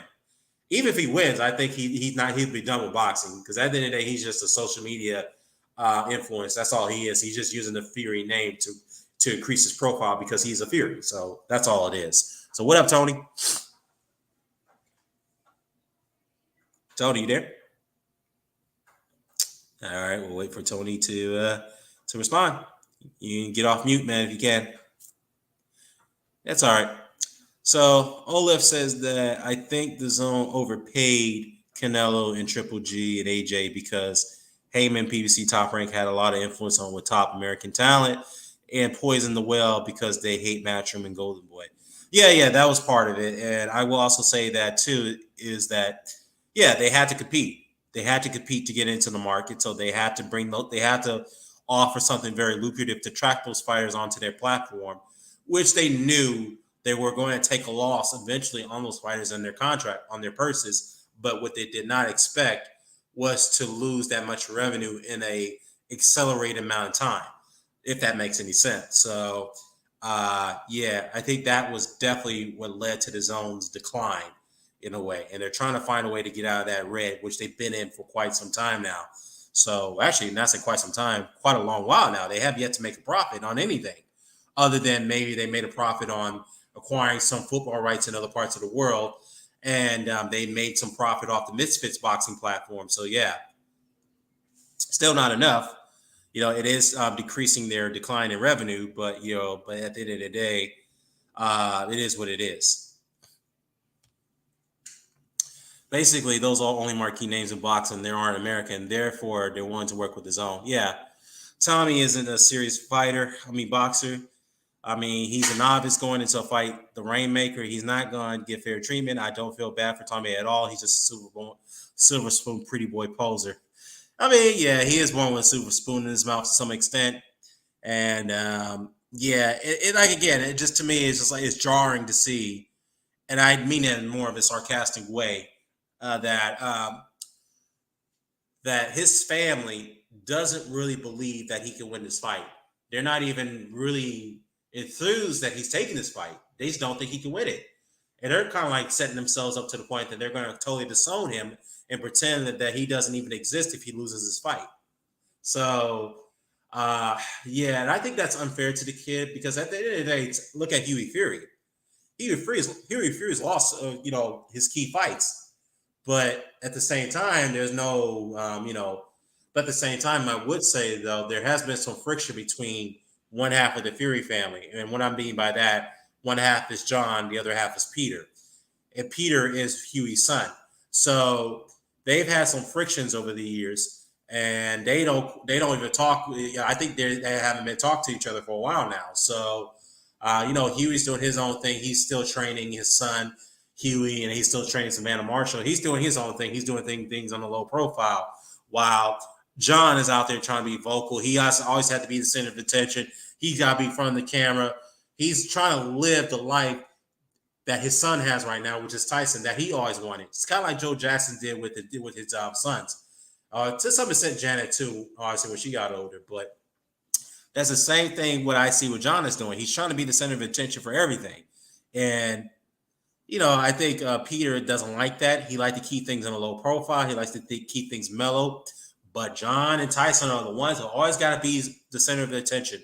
Got to ruin things and got to put out bad publicity, even if it means it gives them some attention that they crave so much, if that makes any sense. So, the price hike, man, like I said, is it justifiable from a business standpoint? Yeah, but from looking from the outside in, the fans not liking it, especially the fact that they've increased their prices dramatically in a short time span over the last 5 years, particularly in the UK when they launched back 2 years ago. That is a very dramatic increase over 2 years. Dramatic. And by the way, I remember, and going just to touch back on that, I remember when the Zone announced they were going to increase their prices by 50% within 3 months back in 2019, I believe. I remember, going into 2019, I remember there was a guy who and I we were chopping it up about this, and he wasn't being disrespectful, But he was saying to me that this is normal in business world because the zone have met their figures, and that's why they're raising the prices. It has nothing to do with them losing money. I was like, no, I don't believe that at all. If they have made their figures, then there is no justification increase in price at all. The only time you would have to increase your subscription fee if you're losing money at a rapid rate, and you're doing what you can to stop the bleeding, and that's exactly why they increased the price. So yeah, he and I were going back and forth about it. Again, it was respectful, and it was, we were keeping it professional. But that's what he mentioned to me, and I just kind of like shook my head and said, no. Business 101 would tell you that you do not increase your prices dramatically unless you're losing profit and you're trying to find a way to stop the bleeding. That's the only way you increase your prices. So, yeah, for them to increase their prices dramatically by 50% within 3 months after they launched, yeah, that was a red flag. Yeah. Huey is a real fighter and a world, top world talent. He's not elite, but a legitimate professional fighter. Tommy poses that he's a professional and he hasn't bothered to learn the sweet science. Yeah, and I think that's probably one of the reasons why there's frustrations there between Tommy with with Tyson and Peter and with Shane, amongst others, right? I think part of the reason why they're kind of somewhat trying to distance themselves from him at this point, because Tommy doesn't even care. His attitude to me doesn't. His attitude shows that he doesn't really care about the sport. He doesn't care at all. All he cares about is getting his name out there, using his family's name, using Jake Paul's name to increase his profile. That's all he cares about. Because at the end of the day, after this is done with Jake Paul, he's not going to fight again. I guarantee he's not going to fight again. Or if he does fight again, he's going to look after that KSI fight. That's the fight he's going to want to target if he beats Jake Paul. There you are, Tony. What's good, my dude? How you doing? I'm good, man. What's going on? Nothing much. Long time no talk to. Long time, brother. Long time. Yo, Tommy's about to get knocked the fuck out. Jake is going to fuck that boy up. He's going to send him right back to the island named Love. Well, you know what? I mean, to me, it's going to be a tough fight in the early rounds, but I think Jake's going to figure him out. I think Tommy's going to tire out, and the reason why I say that because Tommy has got too much muscle on him, and I've seen him fatigue in earlier fights, and all that muscle is going to really, really take a toll on him once the fight drags on. So, like I was saying, though, I want to get your thoughts on this. Like I was saying, it just comes to me. It comes off to me that Tommy doesn't really care about being a boxer. All he cares about is being a Fury, increases his profile as an influencer. And, and I think it's also frustrating with, internally with the Fury clans, with Tyson, with Shane, with, with Peter, not with Peter, I'm sorry, with John, that he's not trying to take the sport seriously. And they're trying to distance themselves from them in case he loses this fight. Because right now they don't even show any confidence that he can win. So I want to know what your thoughts about that. You see something different? I don't know. I think Tommy's one of them dudes to where he believes he's good just because he's a Fury, if that makes any sense. He thinks like by birth, because his dad was a boxer, his brother's a world heavyweight champion, arguably one of the best of the era. And by default, I think he feels like that makes him good, which it doesn't. It doesn't mean shit. So I agree with you. I don't think he trains the way he should. He's already pulled out of this fight twice. So I'll be interested to see if he does it a third time because he didn't even show up to the press conference. Right. But at the end of the day, he can't fight. He just can't fight. He feels trash. Like, he can't fight. And I'm mad. I'm mad that it takes Jake Paul beating a guy who can't fight to be considered a real boxer. Right.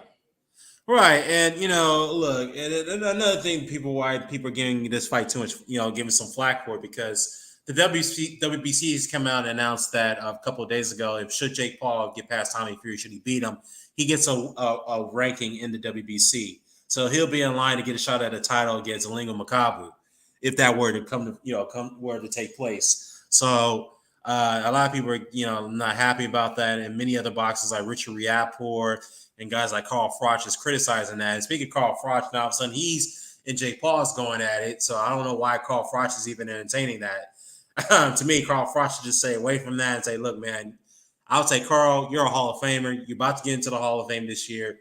Leave it alone. You don't need to engage with a guy like this. Let him be. you know, you don't need to. He better leave it alone because Jake's liable to troll his ass into the ring, and his old retired ass might get knocked the fuck out. Yeah, you think? You think Carl? I mean, Carl, he was good. Don't get me wrong. He lost the war. His chin, I don't know if he could take the power. Like, his chin is sus. Like, I don't know, man. I don't know. I really don't know. Well, I would say this though, man. There was one thing about Carl Froch, what he was known for in his entire career is that he had a very good chin. His chin was like made of iron, bro. The only time he ever got knocked down was against George Groves. That was it. And that was a long time ago. But anybody else, he been hit with harder punches than George Grove in the past. He was, well, actually, no, I forgot. Jermaine Taylor put him down too. I forgot about that. So, I mean, other than that, John Pascal hit him with some big power shots. I mean, he was getting hit with, with power shots against Miguel Kessler. He was getting hit with power shots against Arthur Abraham. Obviously, Andre Ward. I mean, this guy's been taking some big bombs, and he still come through. In fights, Quentin Johnson hit this man with bombs in their fights, and he's walked through it. So, that if anything, Carl Froch has a great chin, one of the best chins we've ever seen. And other than that, but go ahead.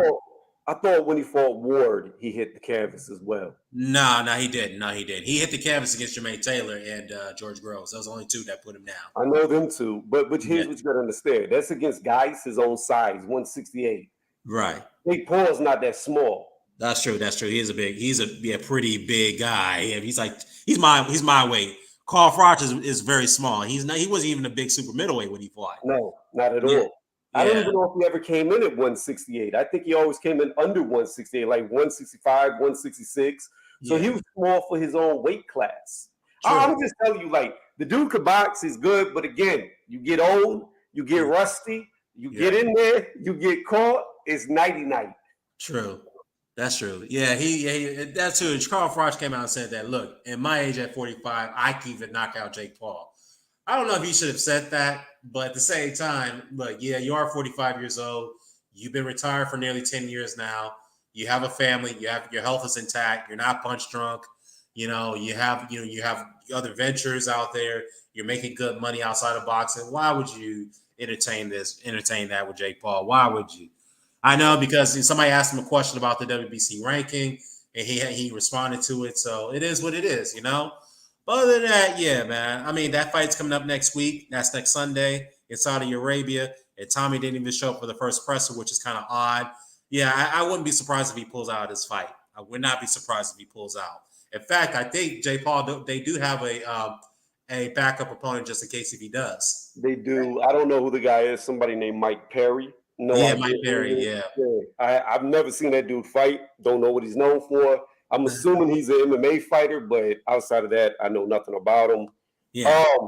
But again, like I said, if Jake beats Tommy, which I believe he will, if Carl does not shut his fucking mouth, that dude is going to troll him into oblivion until he gets his old ass in the ring. And I'm telling you, I guarantee you, Jake Paul will sleep him. Controversial comments right there, bro. Here's what you got to understand. Here's what you got to understand. This is what people don't understand about Jake Paul. Yeah. Jake Paul has got nothing but time and money. That's it. So all he does is box. Like, people have this notion to where this dude is just trash because he was on Disney. He's a YouTuber. Yeah. But when a guy has nothing but time and unlimited money and resources and they want to do something, they can dedicate themselves more time in the gym than guys who are professional boxers. Because most boxers, like case in point, let's use Jermaine Franklin as an example, right? Mm-hmm. When he fought Dillian White, he was still working 12-hour days at his job going into that fight because most people don't understand, not saying you, but like anybody who listens, most boxers, until they make it, they're working jobs along with boxing. Oh, absolutely. Yeah. Absolutely. I mean, Joe Smith Jr. Yeah, like Joe Smith Jr. My only point is, from Jake's infancy till now, all he's done is box. That's it. Right. 100%. No Right. distractions. I don't know, man. And in my opinion, every fight the dude looks better and better and better and better and better. Like you can see the growth. That's why I believe he's going to be Tommy. Every fight I see Tommy in, he looks no different than the first time I saw him. Which you could be right. That could be him not being dedicated, not putting the time in the ring, living off the Fury name. Because I've seen no progression from Tommy. He's just plateaued. Yeah, he's just easily distracted. In fact, I remember one sparring session they had. It was like a taped. It was media workout, whatever, right? John was holding the pads for Tommy, and next thing you know, I don't know what Tommy did. He looked over his shoulder for a second or something like that. Tom got mad at him and say, "Hey, no, don't do that. Look at me.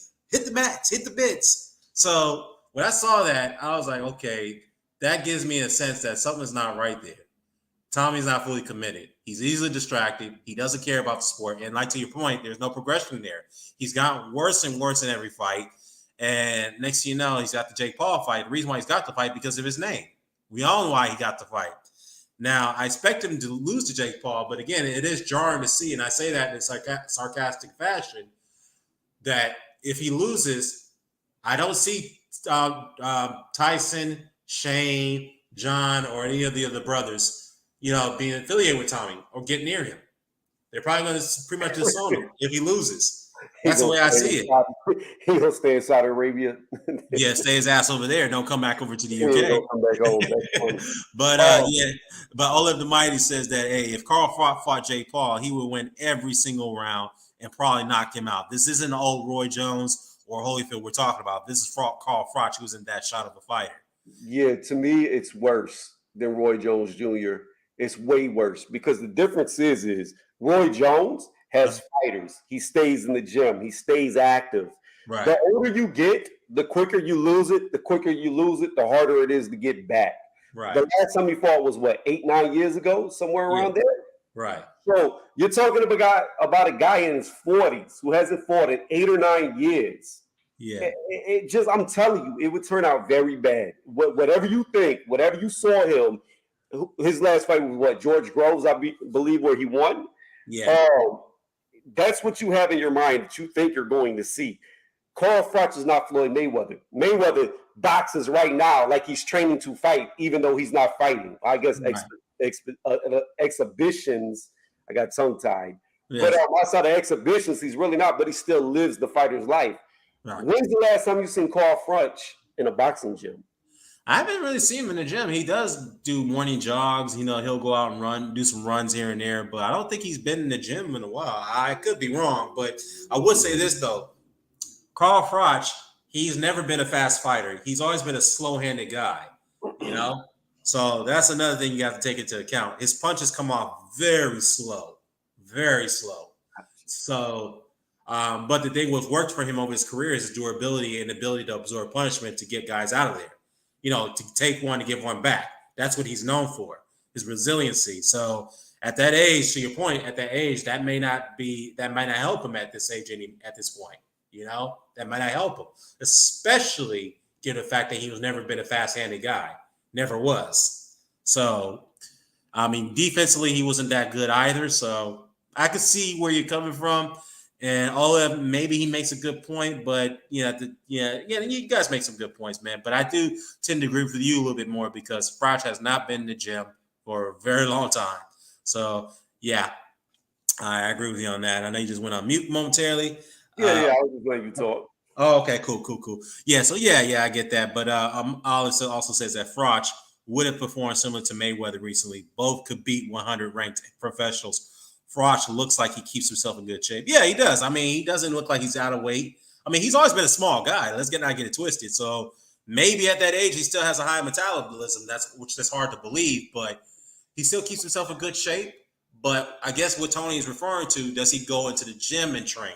Does he still does he still hit the pads? Does he still hit the heavy bag? Does he do I know he still jogs, he does maybe do sprints here and there. But does he still do somewhat of those hardcore trainings like he would do get ready for a fight? Does he still do that? You I don't can think look so. fast, you can look fast, you can look strong, you can Yeah, look like you're still in good shape, but that doesn't translate to being in shape. It's completely different. How right, somebody looks aesthetically has nothing to do with their fitness. right. I'm just telling you, Olaf, the dude has not been in the ring for 8, 9 years. He's going to get sparked. Like he would get sparked against Jake. He would go down. He would Yeah. not get up. He's too old. Well, I Let me mean, see. Spider Silver isn't even a boxer, and he was schooling Paul for rounds in their fight. This is a YouTube novice boxer. We are talking about he hasn't beat anybody that had any success in boxing. So, pause for a second. Last time I checked, Anderson Silva, regardless how you feel about his champion, beat before he fought Jake Paul, an ex-boxing world champion in yep. Chavez Jr. at the same weight class that Foch was at, nonetheless. Anderson just schooled him badly, got in there with Jake and got put on his butt. And Anderson Silva, unlike Carl Froch, is known as the greatest MMA stand-up fighter ever when it comes to agility and being able to move and get out of the way of shots and set them up.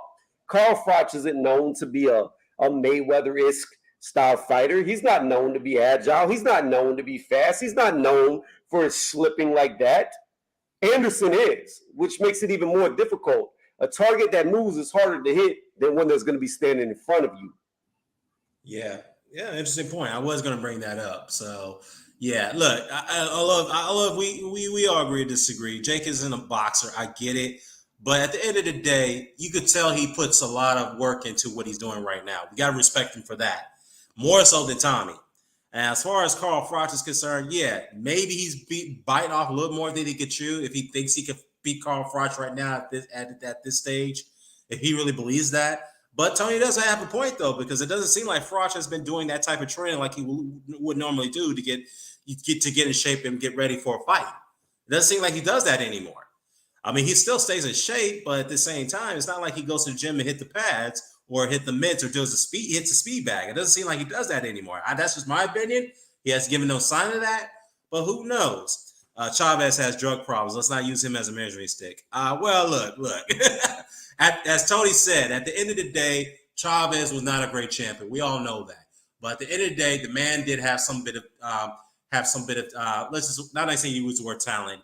He has some bit of technique. Okay, he has been in there with some world class fighters. He has done that. So you got to give Anderson Silva credit for that, taking on a guy like that after leaving MMA for so many years. And by the way, Anderson Silva already has an amateur background in boxing prior to him becoming a full-time MMA fighter.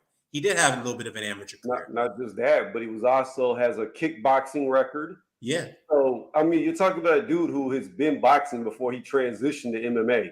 Right. So yeah, so I mean, look, I get what you're saying, but Anderson Silva actually had, you could say, on Jake Paul standards, a credible win before he fought Jake Paul. So you got to give him credit for that. And again, I mean, we're not talking about Tommy Fury here. We're talking about Carl Froch here. But the fact is that Carl it's been 10 years since he's been in the ring with anyone. He hasn't fought in an exhibition bout. And he hasn't seemed like he's in fighter shape after so many years. So, I mean, if he says he can beat Jake Paul now, then that's his belief. I mean, the thing about Carl Froch is that he's always been a very confident guy. Some people say he's been overconfident. He's always been a confident guy, but at this stage, he's at his age, he's 5 years from being 50. He just got into he's been inducted to the Hall of Fame this year. I would advise Carl to leave it alone. Just leave it alone. Don't get engaged with a guy like this right now. I mean, you got a good life. You have a family. You have business ventures. You're making good money outside of boxing, and you have your health intact. So why do you need this? You know what I'm saying? So that's just all I got to say about that, man. But I wanted to get your thoughts about this whole heavyweight scene. I know I touched upon this a little bit earlier, but what do you feel about the Tyson Fury Alexander Usyk situation, and how do you see the situation play out? Well, I look at it like this. On both ends of the stick, they priced themselves out. Tyson Fury wanted too much money from the Middle East, so they said, oh. Usyk, on the other hand, right now, believes that he's worth 50% of the pot, which he's not, because the dude just doesn't sell. Like, at the end of the day, and this is the argument I made for several boxers. So it's not like I show favoritism or biasm when it comes to this. I'm not biased at all. The percentage is about how many asses you can put in the seat. The percentage is about how good you are at selling fights. And Usyk doesn't sell. He's never sold. Yes, against Anthony Joshua, he sold, but you could argue that was because of AJ. In this fight, it will sell, but it's because of Tyson Fury. If you take AJ Fury away, Usyk's never sold tickets at all to any extent. Like, nobody comes to see him. He's a great fighter, but nobody shows up. He's got no marketability. His own country right now can't even support him because they're in war. So you couldn't do it over there. Their people's not going to come pay for his tickets. So he brings no money value to the fight. So the fact that he's not budging off at 50% to me is he's purposely pricing himself out of the fight because he's just not worth 50%. Oh, we lost Dan. But that's how I look at it. So I think they both have priced themselves out of the fight. Will the fight happen? I have no idea. If Tyson Fury digs his feet into the sand and says, I want 60 or whatever percentage he's trying to get, and Usyk digs his feet and says, I'm only doing it 50%, they'll never fight. At the end of the day, I feel like, people could say that Fury ducked all day long and it's irrelevant because out of the two fighters, Usyk and Fury, technically, truthfully, the belts that are around Usyk's waist are Tyson Fury's belts. The belts that Joshua held were Tyson Fury's belts. The Charles Martins, the Joseph Parkers, they would have never got those belts had Tyson Fury not left the sport of boxing for 3 years. So when you have a guy who's not undisputed, but he's won all the titles, never lost them in the ring, he's been millennial, he's beat great fighters and made them look not great, and again, he's the rightful owner of the 3 belts that are around your waist, you really don't have an argument to say, well, I've got 3 belts. Well, really, those are Tyson Fury's belts. So you really don't even have those. Because everybody knows the real champion of the heavyweight division is Tyson Fury, period. It's not Usyk. Whether you feel like he could win or not, I just feel like it's not Usyk. It doesn't matter. Like, those are Tyson Fury's belts. Yeah, my bad, man. My battery ran out. I had to go and get recharged my laptop. But yeah, look, I get what your argument is about them possibly both of them pricing themselves out here, about Usyk not budging on the 50%. But we don't know. I mean, obviously, we have to wait and see what the outcome is with the negotiations for a April 29th fight, which I don't see happening because that's 10 weeks away. There's no way that fight's going to happen on April 29th. But we'll see. We'll see how this plays out. But I will say this, though. I know there's this argument about Usyk doesn't sell, but the last time I checked, when he headlined the pay-per-view against Derek Chisora, that pay-per-view did 1.2 million buys in the UK. That's what the figure came out. I was shocked about that, but it did 1.2 million buys, and he headlined that pay-per-view against Derek Chisora. So you have to take that into account. That's number one. Number two, before that, he did the pay-per-view with Tony Bellew. That did pretty well. I think it did about 600, 700,000 buys. After that, of course, his pay-per-view bouts with Anthony Joshua. Of course, it's Anthony Joshua. But more so than that, him being the 3 belt holder and what he had to go through, and also what he did at Cruiserweight, I could see his argument of being the 50-50 guy. I know Tyson Fury's argument that Tyson Fury should get bigger than the lion's share, but his numbers hasn't been quite as impressive as of late. We've yet to get the Dillian White numbers, even though I heard the rumor was like less than 200,000. We haven't yet to got that, and I know the rumor came out. There was a report number 500,000 for the Chisora fight, but then that conflicted. So Fury hasn't put up impressive numbers in the last 2 fights. So he can't really argue for 50-50 split of the pot, as you want to call it, if you want to bring that up. So if he's going to use that as a measuring stick to tell Usyk, you're going to take the lower split of like 30%, whatever, then to me, I think he's using this to price himself out of the fight that he doesn't really want. Because Fury was never vocal about fighting Usyk to begin with. He never wanted this fight from his attitude, the way he's approaching the fight.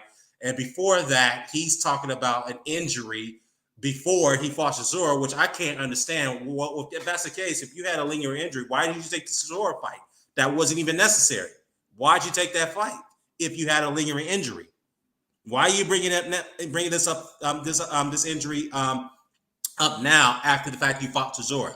That made no sense. Okay, and now here we are in what February, was almost 6 months after that fight, and Fury's the one who dragging his feet because he is yet to sign his deal to the fight. Usyk did that a month ago. So if anybody's going to be blamed for this whole thing falling apart, it's Tyson Fury. I'm not going to blame Alexander Usyk for this one because Usyk doesn't have a history of doing this. It's Fury the one who keeps messing everybody around. So that's just my thoughts on it. Well, I look at it like this. Yeah. Chisora sells in the UK no matter who he fights, whether it's against Dillian White, whether it's against Joseph Parker, whether it's against Pulev, whether it's against Tyson Fury. He sells no matter what. But what we do know is, stepping away from the pay-per-view numbers that we can't get, we do know that Chisora, Fury 3, which nobody wanted to see, supposedly, allegedly, sold more tickets than it did when Usyk fought Chisora the first time. Well, that was a closed-door fight, so obvious. well, they did 60,000 tickets on that right there. We also know that Tyson Fury with Dillian White did 94,000 and broke all ticket sale numbers. He holds the record. And that's the second time. That's the second time Fury set the record because he also set it in Las Vegas against Deontay Wilder. Fair enough. He holds 2 ticket sales records, which is something Usyk does not hold at all. Okay. Now, that's a fair point. Whenever you fell off, you didn't hear what I said about this part. Okay, go ahead, brother.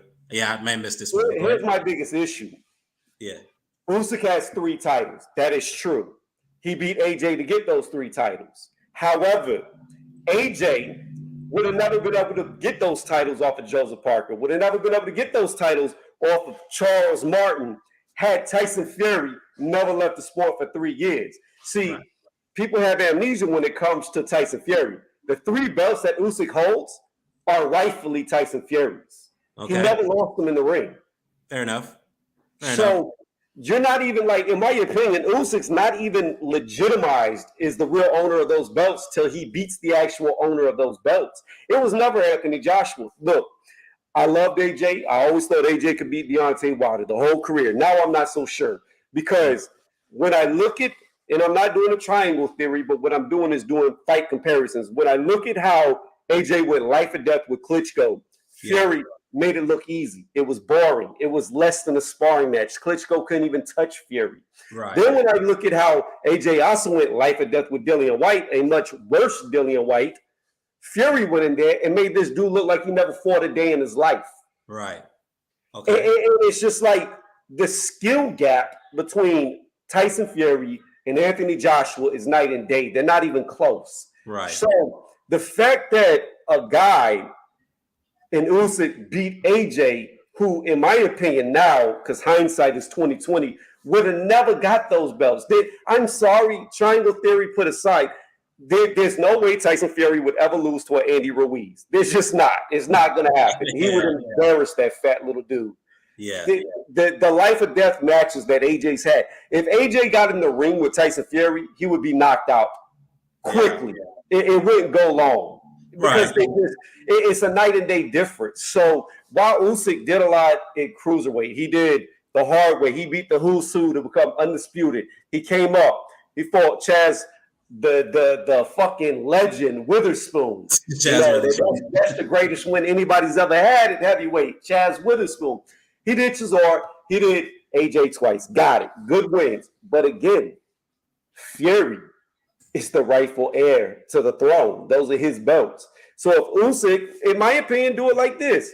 Let Fury have his 60-40. I don't know what the split is because they never released it. Let Fury get a 60-40. And if he loses, then in the rematch, because there'll be a two-way rematch, let Usyk get the 60-40 in the rematch. And I agree with that. I agree with that. I think Usyk should have just compromised. Says, okay, I'll go lowest 40%. That's the lowest I'm going to go. If I beat you, then the split needs to reverse in my favor. I think Fury should agree with that because that's the same type of deal structure that he had with Deontay Wilder when they went into their rematch. The only difference is that was 50-50 for the rematch, the second fight. Then the loser would have to take the lower end of the split, which is 40%, which Deontay ultimately did. So I I agree with that. But Usyk can also argue that, hey, I headlined the pay-per-views. I've outsold more pay-per-views than you did. You may have did the tickets. That's great. But I've done more pay-per-view draws that you never seen a million in your life. I have. Twice. Not you. Or 3 times. Well, actually twice. Not you. So then again, Usyk can use that argument as well. So both men could use these arguments against each other. But at the end of the day, going back to my initial point, it was Usyk who initially agreed and signed on to the fight to happen this month. That should have took place this month. That's not going to happen now. He signed on to that over maybe a month ago? Actually, it's supposed to take place in March, I should say. Over a month ago. He did that. Who's the one that did sign on to the deal? It was Tyson Fury. Why? Right. Because he feels that he deserves more money than Anthony Joshua got when he fought in Saudi Arabia. Who's he to tell the Saudis what he deserves, what he does not deserve? You think the Saudis going to forget what he did last time when he stiffed them for that Joshua debacle over 2 years ago? You think the Saudis forgot about that? No. They're not stupid, man. They're going to say, well, first of all, you're lucky we're talking to your ass, number one. Number two, we shouldn't even be doing business with you because the way you stiffed us over back in 2021, right? Number three, you come in with a lot of baggage because of your situation with Daniel Kinahan. So you're lucky we're trying to do business with you. So either you don't like it, you can kick rocks and go somewhere else. And that's exactly what they told Fury, pretty much, to sum it up. My only issue is and I agree with a lot of what you said, but I still come back full circle to the pay-per-view point. Yeah. To me, it's irrelevant because Usyk doing 1.2 million pay-per-view buys. First off, that fight wasn't pay-per-view in America. It was pay-per-view in England. That's my point, yeah. Right. They don't have pay-per-views that cost more than $20. So when Tyson Fury fought Deontay Wilder, that was $100 per buy pay-per-view and 850,000 buys. Right. He dwarfed him in money generated, even though it was 400,000 less tickets sold because they were so much more per ticket. Right. He generated more money by far off the pay-per-views. So when you're giving pay-per-views out for free, of course you're going to do big numbers. When the pay-per-views are $100 a pop, the numbers are going to be smaller, especially during the time period that we're in right now with the global crisis when it comes to money. So I don't really think that's a fair comparison to do just the pure numbers, unless you're going to go to the actual revenue that was earned off those numbers, which Tyson Fury, again, would dwarf him. Right. So I feel like you're right about Saudi Arabia. They were going to do, or I thought it was Dubai that was supposed to do it for AJ, but regardless, him and AJ, you're right. It was supposed to be in the Middle East. He couldn't get out of the Wilder 3 fight, even though Bob Arum, who's a business lawyer, told us they'd be able to get out of it. Yeah. But he couldn't, and he flaked on him. That could be the reason why. They're like, we're not going to give you the money. You could be right. They could have taken a loss. They may have done promotion for that. They might have thought it was happening. I don't know. But what we do know is they wasn't giving him what he asked for. Like, that's point blank, period. They were not going to give him the amount that he wanted. Yeah. I think part of the reason why, because he's so fixated of being the guy, more revered than Anthony Joshua. I think he's so fixated about that, and it kills him inside that he cannot get that type of respect. That's the reason, one of the reasons why I feel that he goes at AJ, because I think Theory mentally crumbles when he doesn't get that respect that he feels that he should get, right? And the reality is this. Somebody should go back and tell Tyson, say, look, you're a very great fighter. But at the end of the day, you will never get that respect to revere as Anthony Joshua is. You will never have that commercial value that he is. You'll never have that. It's just the way it is. You can only be you. Why are you so fixated on this whole idea that you should one up Joshua every chance that you get? Why are you so fixated on that? Why don't you just do you? Fight the best fighters out there. But yeah, here it is with the situation with the Saudis, where again, it goes back to my point that Usyk already agreed to his terms a month ago. And then he's the one that blew up the deal because he didn't want to agree to it. So now it's got to go back to Wembley. Now he's going to try to request a ridiculous spit. So that way it makes it look like that Usyk is the one that's getting out of the fight. I think this was their whole plan is. And I don't think he had no intention of fighting him. I really, truly believe that. I hope I'm wrong. I hope they announce the fight. But I just think that he needs to get this over the line, because if this thing falls through, he's the one that deserves the blame, not Alexander Usyk. I don't know, because I look at it like this. Yeah. This fight should have happened last December. It should have. Yeah, exactly. Usyk At that time, they came out and said, "Oh, I need to spend time with my family. I don't want Right. to fight. I'll fight you next year." So it was Usyk that delayed it. Okay. So again, I'm not going to place blame on either one of the fighters if it comes down to the business and they just can't agree with the money. Right. At the end of the day, to me, it's more Usyk that's going to suffer from it than Fury because Fury's already he beat two long reigning champions, which is something nobody's ever done in the heavyweight division ever in the history.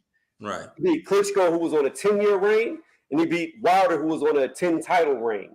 Right. Nobody's ever done that in the history of boxing but him. Right. He's won all 4 titles. Nobody at the heavyweight division has won all 4 titles. I have to stop you on that one, man. Actually, Riddick Bowe did that. Riddick Bowe did that. Yeah, he did. He did that before Tyson Fury did. He did that. No. When Riddick Bowe did it, the WBO wasn't even considered a real title. Well, yeah, at the same time, you have to retroactive that because now many people who won that title in the past before got recognized are now recognized as champions back then. So Riddick Bowe deserves credit for that. That's just wanted to say that. He deserves credit for that. So he's the one that actually did it. So I hear what you're saying, but since the WBO's been a legitimate title, nobody has held all 4 belts. Lennox Lewis was the last one to be undisputed in 3-belt era. Yeah. The Klitschko's could have done it, but they would not fight each other. Right. So they never held each other's titles. Again, he's the only current boxer to hold all 4 titles. Usyk has not. AJ did not. Right. Fair enough. So he's also, I know they said like the Ring Magazine is so flaky with their rankings, but he's also the real lineal champion. And even though Usyk has the ring belt, nobody really sees Usyk as the ring champion because it was Tyson Fury's before. Actually, Usyk is recognized as the lineal champion. I can actually show you. He is ranked as the lineal guy. The fact that for beating who? Beat Joshua, because this is what happened. Joshua was never the man. I know that, but here's the thing. Fury, when Usyk beat Joshua the first time, right? All he was a unified champion. Fury was still the lineal guy. We get that. But when Fury had a call, and this is why I don't know why he did this. This was idiotic for him to do this.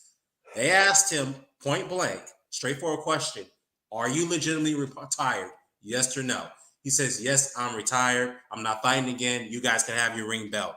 And because of that, they stripped Fury, and then they made that ring belt on the line. And only because they stripped Fury, he was no longer recognized as the legitimate heavyweight champion at that point. And if you look at the rankings, when Joshua and Usyk was going into the rematch, they were both ranked number 1 and number 2. So the winner of that fight, and the fact that Fury announced that he was fully retired and he was stripped for his linealship, they made the winner of that fight to become the legitimate heavyweight champion. But check it out. That's not how lineal works. Lineal is not. It has never worked that way in the history of boxing. Lineal has never been. Hold on. Lineal has never been who was ranked number 1 at the division. Lineal, like when Lewis retired and Vladimir became lineal, it took him years to get it because he had to beat enough people to be considered the man. He wasn't he didn't just get lineal because he was the number 1 ranked guy. He had to beat all the best. The Samuel Peters, he had to beat all those guys that was supposedly going to take his head off, and then eventually he became the lineal. He lost to Tyson Fury. Tyson Fury by default becomes the lineal because he's the man who beat the man. Right. Here's the problem. Usyk has had no run to be considered a lineal of anything. He beat Anthony Joshua, Chisora, and Chaz Witherspoon. Only one of those guys was considered a top-tier fighter. He hasn't beat Joe Joyce. He hasn't even beat a Hrgovic, even though I think he could beat a Hrgovic, but it's irrelevant. He has not beat any of the top guys outside of AJ. You don't get lineal off of beating one guy. I get that, but what I'm telling you is this, though. Just to make a couple of points on that. Number 1, Vladimir got the linealship when he beat Ruslan Jagayev, who was ranked number 3 at the time when Vladimir was ranked number 1. The number 2 ranked guy was Vitaly Klitschko. We all knew they were never going to fight. So that's why they said, you know what? They looked at that, made the inception, and said, you know what? If those two are not going to fight each other, we might as well make the other highest ranked contender to fight for that linealship, and that was Jagayev. So that's how Vladimir got the title when he fought him and beat him. That's another thing I wanted to point out. Another thing. Wait, hold on. Another thing I want to say too is that again, typically the rankings is ranked based off number 1 versus number 2. Historically, it's been that way, but there has been exceptions that's been made where where, like, for example, let me go back to, I say Manny Pacquiao versus Tim Bradley, the third fight. When Floyd retired, the linealship was obviously vacant, right? Pacquiao was ranked number 2, and I think Pacquiao was like ranked number 1 at the time, and Bradley was ranked number 2 or number 3, whatever the case may be. They were the highest ranked welterweights, and then the linealship was put on the line for that fight, whoever the winner was in that third fight. Okay, I think there was another exception when Mikey Garcia, when he fought Sergey Lipinets, his first fight at light welterweight. The fight, they fought for the lineal 140-pound title, and Mikey ended up winning that title, which is kind of bizarre. But that was an exception that was made there. And I think Ezra Charles, when he fought Joe Louis, that was an exception that was made there because Joe Louis had retired. Then he came back with a one-off fight against Charles, and Charles had to beat him to become the legitimate world champion. Same thing with Larry Holmes did with Muhammad Ali. So, yeah, I get what you're saying on that. But again, when Fury announced that he was fully retired, then he voluntarily gave up his Ring Magazine belt. Then the number 1, number 2 came into play with Usyk and Joshua. So that's when the linealship was put on the line for those two. And Usyk came out to be the winner. I know there's a dispute there because Fury said he was retired. Then he comes back, he says he's not retired. I know there's a dispute there. So the best way to settle that dispute is to get these guys to fight each other. Get them to fight each other, and then we can settle this dispute one for all. Because as of now, the record book says that Alexander Usyk is a legitimate heavyweight champion of the world. That's what the record book says right now at the moment, even though there's a dispute there. So here's the issue that I have with what you said. Yeah. Lewis retired like in 2003, whenever he fought the Tally, and they stopped the fight prematurely because of the cut, even though Lewis was getting his ass whooped. Right. Okay. He retired then. I think he was 38 years old when he retired, somewhere around there? Yeah, he's 38. Yeah. So he retired at 38. Okay. Vladimir did not get the lineal status until what? Like 2009? Yeah. And that was after 9 title defenses, after Lewis had already been gone. Yeah. So that's my point I'm trying to tell you. In the history of lineal, when a lineal champion retires with the lineal status, they never just give it to the number 1 guy who beats the number 2 guy. They have to go on a long reign before they get that status. It's never a one-off fight. They have to prove themselves to be the man of the division to take over that status. So with Usyk, it doesn't follow the narrative. It doesn't follow the history. It makes no sense why he would be a lineal because he hasn't defended his title against anybody other than AJ. Right. So he is not even deserving to be linealship. He hasn't done anything to earn it. I got you on that. But let me ask you this then: if that was the case, why did Manny Pacquiao and Tim Bradley fight for the lineal title right after Floyd retired? Because Manny Pacquiao is different. You gotta look at it like this. No. You gotta look at it like this. All right. When you no. Just hear me out real fast. Yeah, I'm listening. Go ahead, bro. There's nobody like a Manny and a Floyd in the heavyweight division. In other words, what I mean by that is before Manny and Floyd fought each other, they both had cleared out the division. They had a lot of the same people on their resume. Manny beat a few of them better than Floyd did. Floyd beat like Marquez way better than what Manny did. So there was an argument to be made, but there was no argument that these two guys were the man. So if one walks away, the other one's by default lineal. If one stays, he's lineal because they've already beat everybody there was to beat. So in the case of Manny Pacquiao, it makes sense because he's already established himself as the best because he's already beat everybody just like Floyd did. He just couldn't beat Floyd. Yeah. So that's a little different. It's very rare that you see two guys who simultaneously run through an entire division, beat everybody there is to beat with like type opponents, but never fight each other until 5 years too late. Right. Maybe we could argue that Terrence Crawford, Errol Spence is like the second time in the history that this shit has happened. Right. But even with Terrence Crawford, he hasn't beat everybody there is to beat. Errol Spence has more of a stake at it than he does. Terrence has got some good wins, but because he came so late, you can't really count the Kell Brook because Kell Brook had already been gone from welterweight. He was a 154-pound fighter, a junior middleweight before he came back down. Yeah. He was no longer at the top when he fought him. Sean Porter, that's a good win, but still, he had already suffered multiple defeats. It's not like Terrence was fighting them simultaneously when Spence was when they were at their best, like Yeah. Manny and Floyd was. So while it's close, it's still a lot different. But again, to get back to the point, Yeah. Manny had done everything to deserve it. He had already won Fighter of the Year, Fighter of the Decade. You know what I Yeah. mean? Like he had all that status already built up. So whenever Floyd left, the only guy to beat him at welterweight at the time, then of course he takes over that spot because he's already beat everybody. But with Usyk, you still have your Joe Joyces. You know what I mean? You still like I don't even know. Like if I don't know if Usyk could beat Deontay Wilder, to be honest with you, because I know Usyk's going to get hit by Deontay Wilder. I have no doubts in my mind that Usyk's a more technical boxer, a more skilled boxer. I have no doubt in my mind that at times in that fight, he'll make Deontay Wilder look foolish as hell. The only doubt I have in my mind is when he gets hit, because he will get hit, because when Wilder lets that hand go, it comes so quickly that they don't see it. Nobody sees it. Not even Tyson Fury, the only man to beat him, saw it coming on 4 occasions and got flattened. So he's going to get caught. He's going to get hit. The $1 million question is, can he stay on his feet? Because if he can't, it's over. Right. Well, let me ask you this. Just jump on back onto that point just a little bit. You mentioned the reason why Manny Pacquiao was the exception of fighting for the lineal title right after Floyd retired when it became vacant. Okay, that's a fair argument. But it's also fair to say that Usyk deserves that same type of respect as well because he cleared out the division at cruiserweight, went through all the killers there, beat them all in their backyard, became undisputed and the lineal, went up in weight, and no one pretty much gave him a chance to last in the heavyweight division. Went up there and easily beat Anthony Joshua in the first fight and comfortably beat him in the second fight. So shouldn't Usyk have that same type of respected recognition as well? No, because Okay. he hasn't done enough. Like that's like saying, well, look at what Lomachenko did.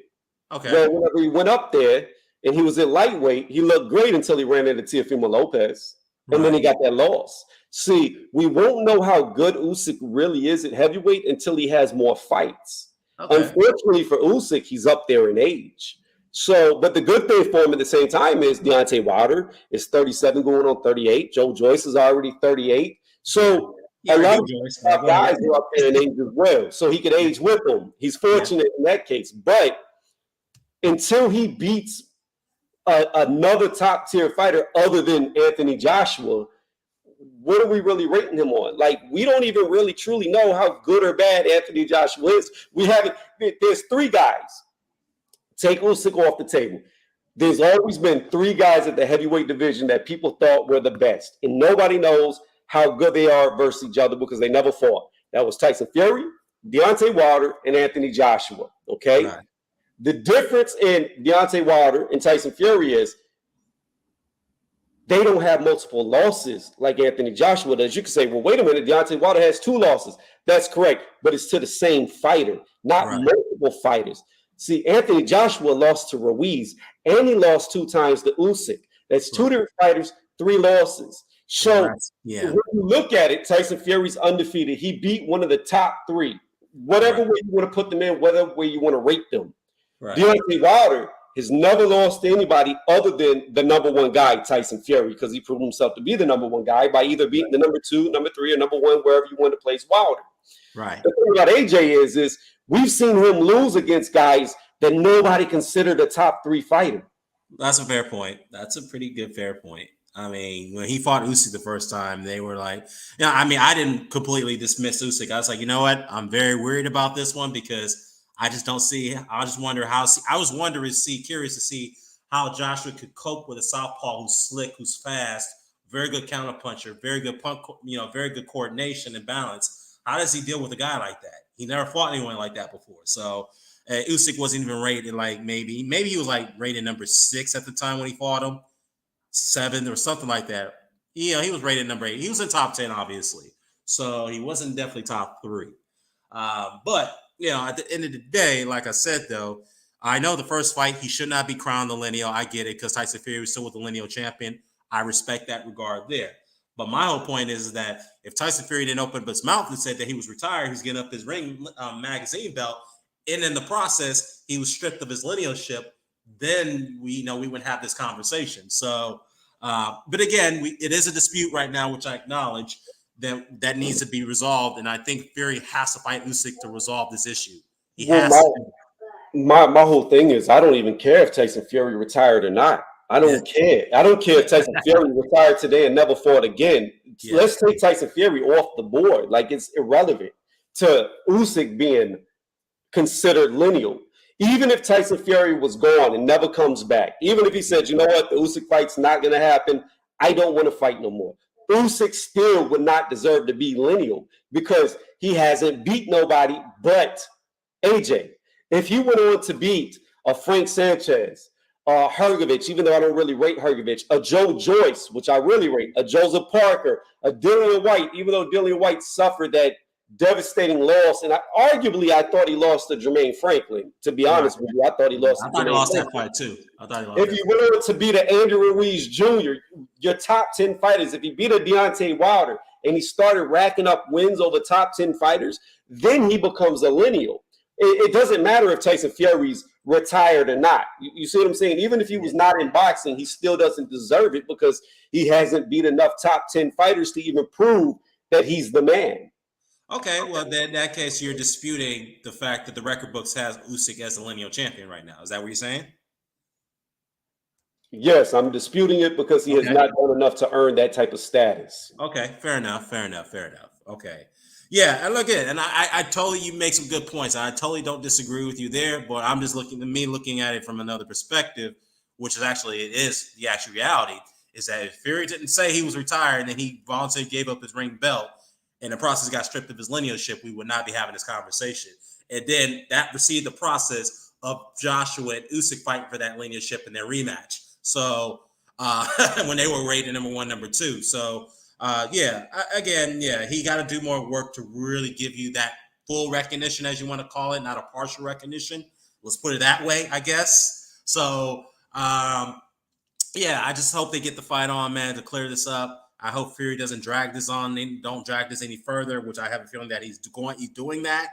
But other than that, what do you think about the Wilder Ruiz situation? Do you see that fight coming off, or do you think that Tyson Fury and Deontay Wilder are going to get that 4th fight? Has it been reported that they've been secretly talking to get to fight the 4th time? No, I don't think the 4th fight is going to happen because regardless what Frank Warren says, nobody's going to tune in for it. Nobody's going to see it. If Wilder beat Ruiz and became the mandatory, then you have an argument to be made. However, if he's just gifted it, no, it's not going to happen. But he's not going to fight Tyson Fury. He's going to fight Francis Ngannou. I don't know if you've been paying attention to Twitter, but Ngannou's already said he wants to fight him next. He hopes Deontay Wilder's a man of his word. Wilder said he would fight him in boxing and then turn around and fight him in MMA. Ngannou came back and said, no, I just want to fight him in boxing, not MMA. So they're already setting that up. That's why I believe that today, I believe it was today, that Hrgovic now has to fight Andy Ruiz Jr. because they know that that's going to happen. Now, to be honest with you, I would rather see Wilder versus Ruiz. However, I'm not mad at Wilder fighting Ngannou because AJ, Fury both want to fight Ngannou too. They've all called him out. Whoever gets him is going to get the biggest payday of their career, of their life. They'll never get a bigger payday than they're going to get fighting Ngannou. So if Wilder wants to have a one-off fight with Ngannou and get $100 million, then I'm all for it. Let him have it. Right. Yeah. I mean, I guess for one, if looking at it from one aspect, I would say though it's better that either AJ or Wilder get the Ngannou fight because that way it puts more pressure on Fury to fight Usyk.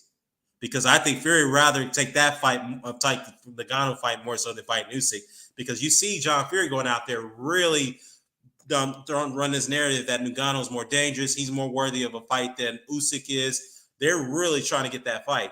So if anybody other than Tyson Fury can get that fight, then I'm all for it at this point. Because I don't want Fury to fight anyone else other than Alexander Usyk. That's my thing. What's up, big boys? Big boys. What's going on, fellas? Hope you're well. I'm well, brother. I've been well, man. I know it's been a long time, man. So yeah, we're just chopping it up about the Fury Usyk thing and about the linealship. I'm not sure you been listening, but what's your thoughts about this? Do you think Usyk is the lineal champion, or do you think Tyson Fury is? I think probably Tyson Fury's got more of a claim to it, but honestly, none of these top guys fighting each other, um, I don't think there's any weight and lineage anyway at the moment anyway, Right. until it's properly sorted out. Because even Fury taking the lineageship from Vladimir Klitschko, I mean Klitschko winning his lineal status from Ruslan Shigaev. Yeah, Come on, Jagai. you know, Yeah. goes a long way Yeah. back. Yeah, Yeah. but that's not what won him it. What won him it was 9 title defenses in a row. Yeah, we get that. Like I said, though, you do have to fight your way to get to that ranking. Obviously, you can't just, just be passed down to you. I get your drift on that. Vladimir had to fight his way to do that.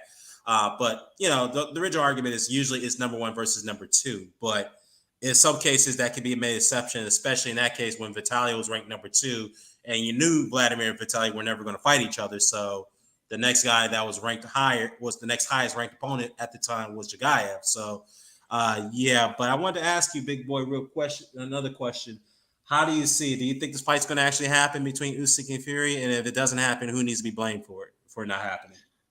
Well, firstly, if it doesn't happen, definitely blaming Tyson Fury for sure. He's divaing big time. You know, he's gone on about how his career is all about legacy, and now it's all of a sudden all about money.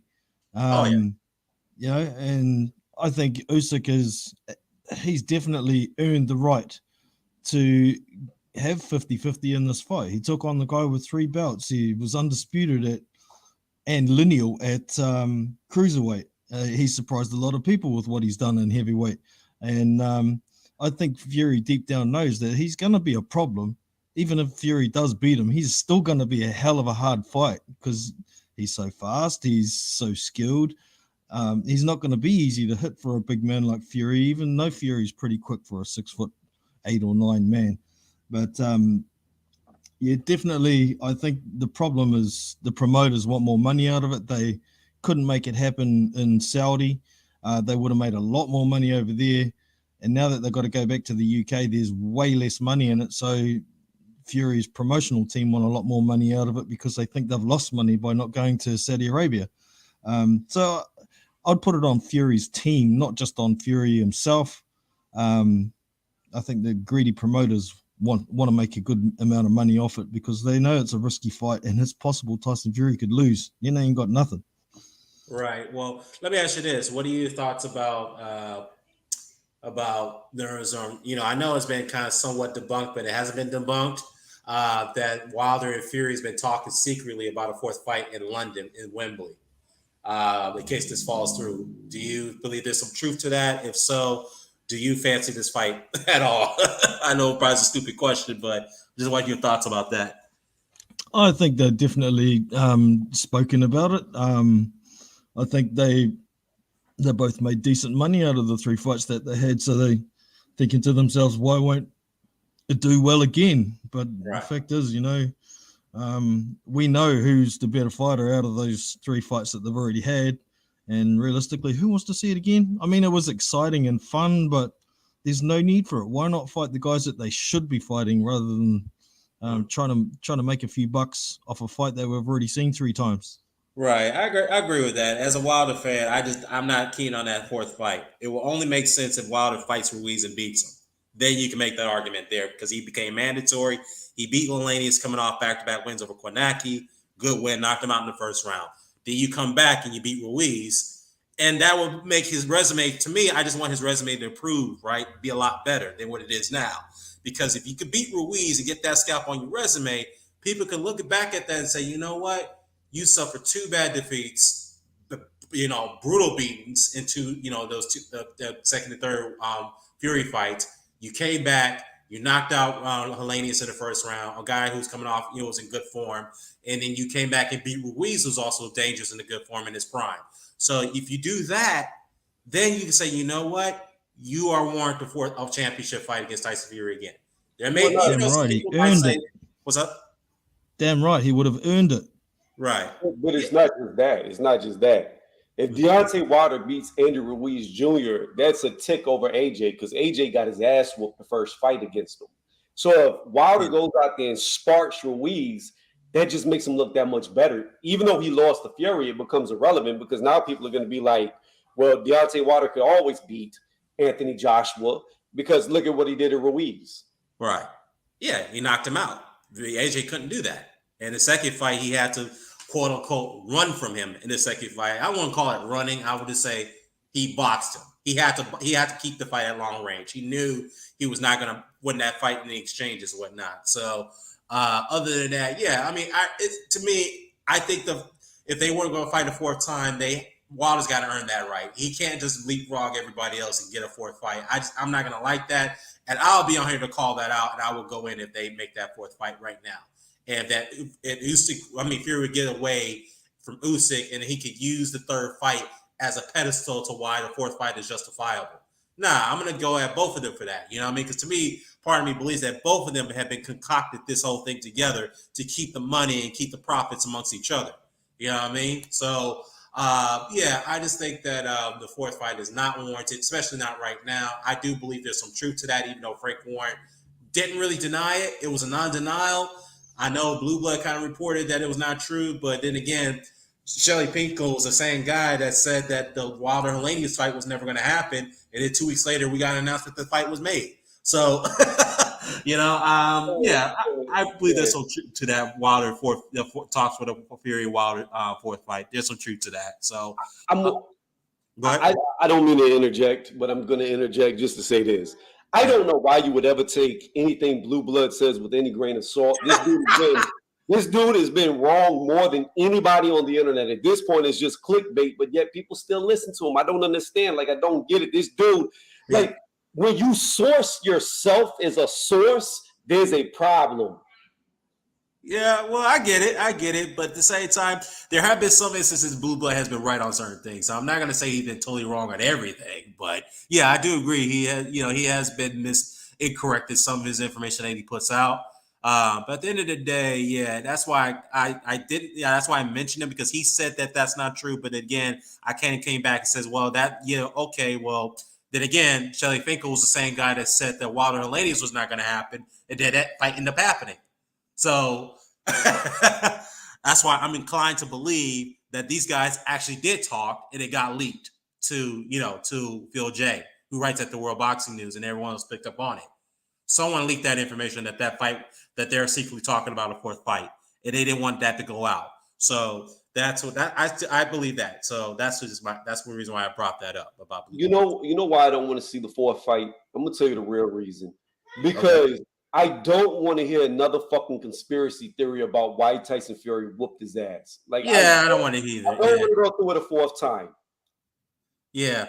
And you know what? And I agree with you on that too, because to me, it's kind of like doing, they use the term in the UK is doing my head in, man. It's like, it was giving me a headache when you got to hear this crap for them to build that third fight. I think that's part of the reason why they brought out all these conspiracies. I mean, some of them probably believed it, but again, I think some of it was more to promote the third fight, given how the second fight turned out. You know what I mean? So, yeah, I mean, look, Wilder's got to earn it. That's all. That's the end of it. End of story. He's got to earn the right to fight Fury the fourth time. He needs to fight Andy Ruiz. Then again, the IBF ordered Hrgovic versus Ruiz. Honestly, don't think that fight's going to happen. If it does happen, I mean, who knows? Will Hrgovic win that fight? The way he looked against Zhilei Zhang, I don't know. And speaking of Zhilei Zhang, how do you guys see the Joe Joyce and Zhilei fight play out? I reckon Zhilei Zhang is going to take a knee, maybe the 9th or the 10th round, and he won't get up. I agree. I think that fight.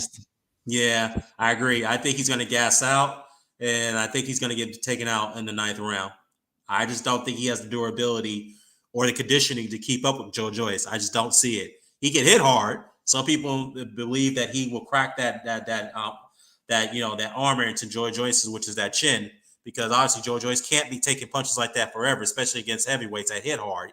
I mean, hell, they said that about George Foreman many years ago. And look what happened in his latest career. He still was able to take bombs against these bigger and faster heavyweights in his later stages of his career, and he didn't go down. So maybe we'll see that in Joe Joyce. Maybe we'll see that. But yeah, I mean, it's definitely a good fight. Definitely looking forward to it. So yeah, man, definitely looking forward to it. There's one apple card I forgot to mention. I'm glad you came on here, Kiwi. Michael Hunter versus Joseph Parker. They're supposed to be announcing that fight pretty soon. How do you see that one playing out? That's interesting, that one, because I think both of them have been on the slide, to be honest. I think, Michael Hunter got a bit of a gift against Jerry Forrest when he was on that Triller card. Right. And Joseph Parker, man, he took a hellacious beating from Joe Joyce, and yeah, he doesn't move his feet like he used to. He's not as evasive as he was. Right. So I don't know. I think that's a legit 50-50 fight, that one. I'm interested in seeing how that one's going to go for sure. Yeah. I mean, that's definitely an intriguing fight. I mean, definitely. I mean, I know Joseph Parker has been more active than Hunter, but Michael Hunter definitely need to get some fights, man. I mean, at this point, he's losing a lot of his, prime years, and he's not getting younger. He's like, what, 33, 34 now, 35? So he's up there in age too, in a way. So he's, he needs to get going. He needs to move fast. And I know Martin McCauley just signed a multi-fight deal with boxers. So we'll see how they move his career.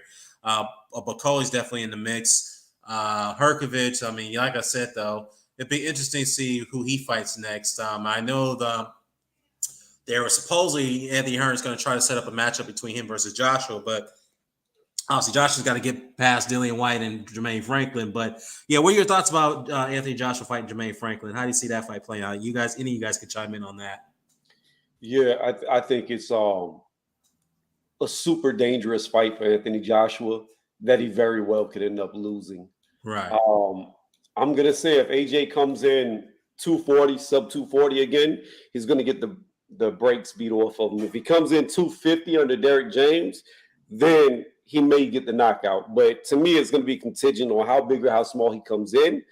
Jermaine Franklin's got all the attributes that make AJ look bad. He's short. Yeah. AJ seems to struggle against shorter fighters, and he's a barrage puncher. Whenever AJ gets unloaded on, he shells up like a turtle, and he doesn't return fire. He's done it his whole career. He doesn't like getting hit. And if you take the fight to him, he normally just shells up until you get tired. And then he'll make a throwback once you're done. So I could see Franklin beating him. And to me, it's a smart matchup for Eddie Hearn. Eddie Hearn played it perfect because Eddie Hearn's looking at it like this. If Franklin beats AJ, okay, he gets to make a lot of money because then he can set up the rematch with Dillian White where everybody feels like Franklin beat him anyways. So it's a good business move to that's the whole reason why he did AJ Franklin first, because he doesn't know what AJ's got left. He doesn't know what AJ's going to show up. So if AJ loses, he's still got Jermaine Franklin making him a lot of money fighting Dillian White in the rematch. If they would have just threw Franklin to the side and, AJ beats Dillian White, then that's only one fight. You don't make as much money versus this is two fights. So I think it's dangerous. I think Eddie's already putting all his ducks in a row to, if AJ loses, he's got to spall back Dillian White to make all the money. And I'm not confident that AJ wins this fight. Yeah, I'm with you on that one. I didn't really think about the upside if AJ loses because, you bring up an interesting point because if if Franklin does win, he could definitely make a lot of money and sell the Dillian White and Jermaine Franklin rematch and say, hey, this is a guy you got beat Dillian White, but ended up knocking out beat Anthony Joshua. So he can definitely make a lot of money on the Franklin and White rematch. So I did see it that way, but that's an interesting point. But to your other point, I just think it doesn't quite make sense why they made this matchup because Anthony Joshua does not do well against guys who are short and compact, a la Andy Ruiz, a la Alexander Povetkin. I mean, in some points, the Carlos Takam fight when he struggled in that fight. So I just don't know why they made this matchup. You're fighting a guy who's hungry, who lost a controversial decision, who's not going to come there to lay down, great counterpuncher, got good technique, got pretty good defense himself for a guy who moves pretty slow, for a slow-footed guy. But he's got very good fast hands and speed for those punches. What else, Smoke? So, I just think that it's I don't know. The matchmaking to me is a little bit questionable. I don't know. What do you think about this, Kiwi? What do you think, bro? Man, I slightly disagree with you guys to a degree. I think it's a good fight for Anthony Joshua because I don't think Jermaine Franklin has enough power to do too much damage. He's got reasonably quick hands and reasonable punch selection, but he's got very slow feet at the same time. I think AJ's got better feet. And the length of AJ is pretty long compared to most people that Jermaine Franklin has faced. Right. And if people are looking at the triangle sort of theory with, they think Franklin beat Dillian Whyte. Well, for me, Dillian Whyte, he's just about shot to me. So, that beating Dillian Whyte for me from an up-and-coming unbeaten prospect like Jermaine Franklin, it's a good win for him if he gets it, but it's not, how would I put it, not exactly legit when the fighter's on the major decline. You see how easily Tyson Fury pieced him up. He's been sparkoed a few times now, and I think he's really battle torn. So I don't know. I think it's a reasonable fight for Joshua. I think he's going to get the win. I think it'll be on points. I don't think he'll stop Franklin. Because some of the counters that come back are going to worry Joshua. He's going to have flashbacks of Andy Ruiz when he gets caught with something. But we'll see how it goes. Yeah, that's an interesting point, because if this fight goes a distance, then I do see some of the criticism coming Joshua's way if he doesn't knock him out. Because at the end of the day, Eddie Hearn said that he has to make a statement. He has to knock Franklin out, because it's like at this point, it's all or nothing. If you don't knock the guy out, even if you win the fight on points, it's not going to look good at all. And the reason why people are saying that is because AJ is known to be a knockout artist, and people pay money to see knockouts, not a guy just to coast the distance to win fights. So I just think that, he's got a lot more pressure to win this fight, especially what happened with Lee Wood and Mauricio Lara last night, yesterday. So, Matchroom definitely took a huge setback on that loss right there, whatnot. And it was a fight that Lee Wood didn't have to take, but I do commend him for taking that fight. But yeah, you get my drift on that. So yeah, you make some good points. I do agree with it, some of them. And I just don't. Me personally, I still don't believe this is a good matchup for Joshua. This is my opinion, but we'll see. We'll see how this plays out. I could be proven wrong, but other than that, other than that, did you check out the Lee Wood and Mauricio Lara fight? I watched it. Yeah, it was a pretty good fight, and Lee Wood having a rematch clause. If he took that rematch, I'd just about think about picking Lee Wood on points second time round. Yeah, I don't mind. He was boxing pretty well. Yeah, he was. He was boxing very well. He was winning on my card 4-2, or arguably 5-1. He was out boxing the guy, but the problem is that in the process he was taking some heavy shots, particularly to the body, and usually that will slow a guy down mobility wise. So I guess that's probably why, like in the 6th round, maybe the 5th or 6th round, and up to the 7th round, he was sitting there in the pocket trading with Lara, which was a big mistake. Because you don't trade with a guy like that. You got to keep him at the end of your jab. You got to give him angles. You have to box him in circles. You can't stand in front of him. But again, like I said, the body shots that Lara was landing on him was taking a toll. It kept him stationary. It kept Lee Wood, pretty much, forced him to try to fight Lara's fight. So that's the mistake he made or whatnot. Lee Wood, that is. Did you think Lara was possibly playing possum a little bit? I think it was the start of the 5th round. You saw his mouth start to open, looked like he was starting to get a little bit tired. Was he playing a bit of possum doing that? I thought he was a little bit, because I usually don't see Mauricio Lara get tired in the middle early in the fight. He never struggled with stamina. I was shocked to see that. But again, I was like, is he playing a little possum here? Because he's still punching very hard. You know what I mean? He's still throwing the punches at the same speed that he normally throws them, even though he's blowing air. You know what I mean? So usually when you're tired, you lose steam on your punches. They're not as fast. They're not as crisp. So they were still crisp and they were still fast. And that's why I was thinking, this guy is trying to lure Lee Wood into a trap. And that's exactly what he did. He forced Lee Wood to come to him and force him to fight his own fight. That's exactly what he did. Yeah.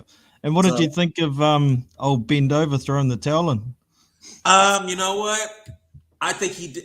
At the end of the day, I thought Davis should have let him, given him the benefit of the doubt and try to, let him continue to see how he looks in the next round. But I could see from his perspective why he threw the towel in, because his legs were gone. When he got up, you could tell his legs were gone. He was staggering all over the place. Even after when Ben Davis threw the towel, he was still staggering to his corner. He didn't even walk to the middle of the ring when when the PA, what's his name, De Clemente, he announced the winner, which is Mauricio Lara, what they usually do in the UK. He didn't even walk in the middle of the ring. He was in his corner still because he was still shaking from the knockout. In fact, when he did the post-fight interview, he seemed a little bit off. So he still didn't quite recover from it. So I could see why Ben Davis stopped the fight, because he knows his fighter at the end of the day.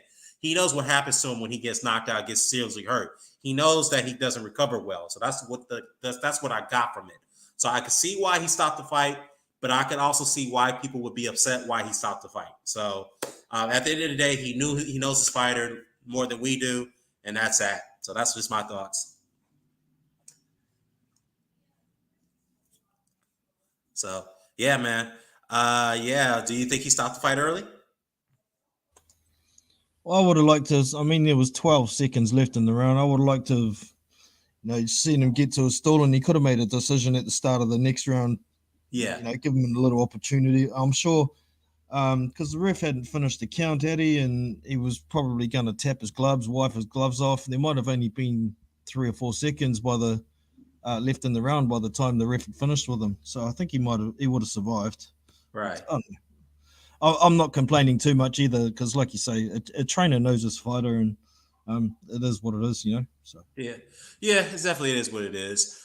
But hey, listen, man, I thank you for joining me, man, and Tony as well. I got to get off here. I got to go run some errands here. But hey, it's good talking to you, man. No worries, man. Anytime. It's a pleasure. Thank you. All right, no problem, man. Peace out. Hey guys, I'm gonna go ahead and wrap this up. I want to give a shout out to everybody in the chat. Ralph on Real, I ain't forgot about you, man. All of the Mighty, Hamed, Tony Reviews, Tony Yayo, the guy that I blocked. But yeah, I know you came in, so shout out to you, man. MG, MG is here. Boxing Learner in the Brotherhood, whatnot. So I want to go ahead and close this up. Until next time, guys, I'm out. Peace.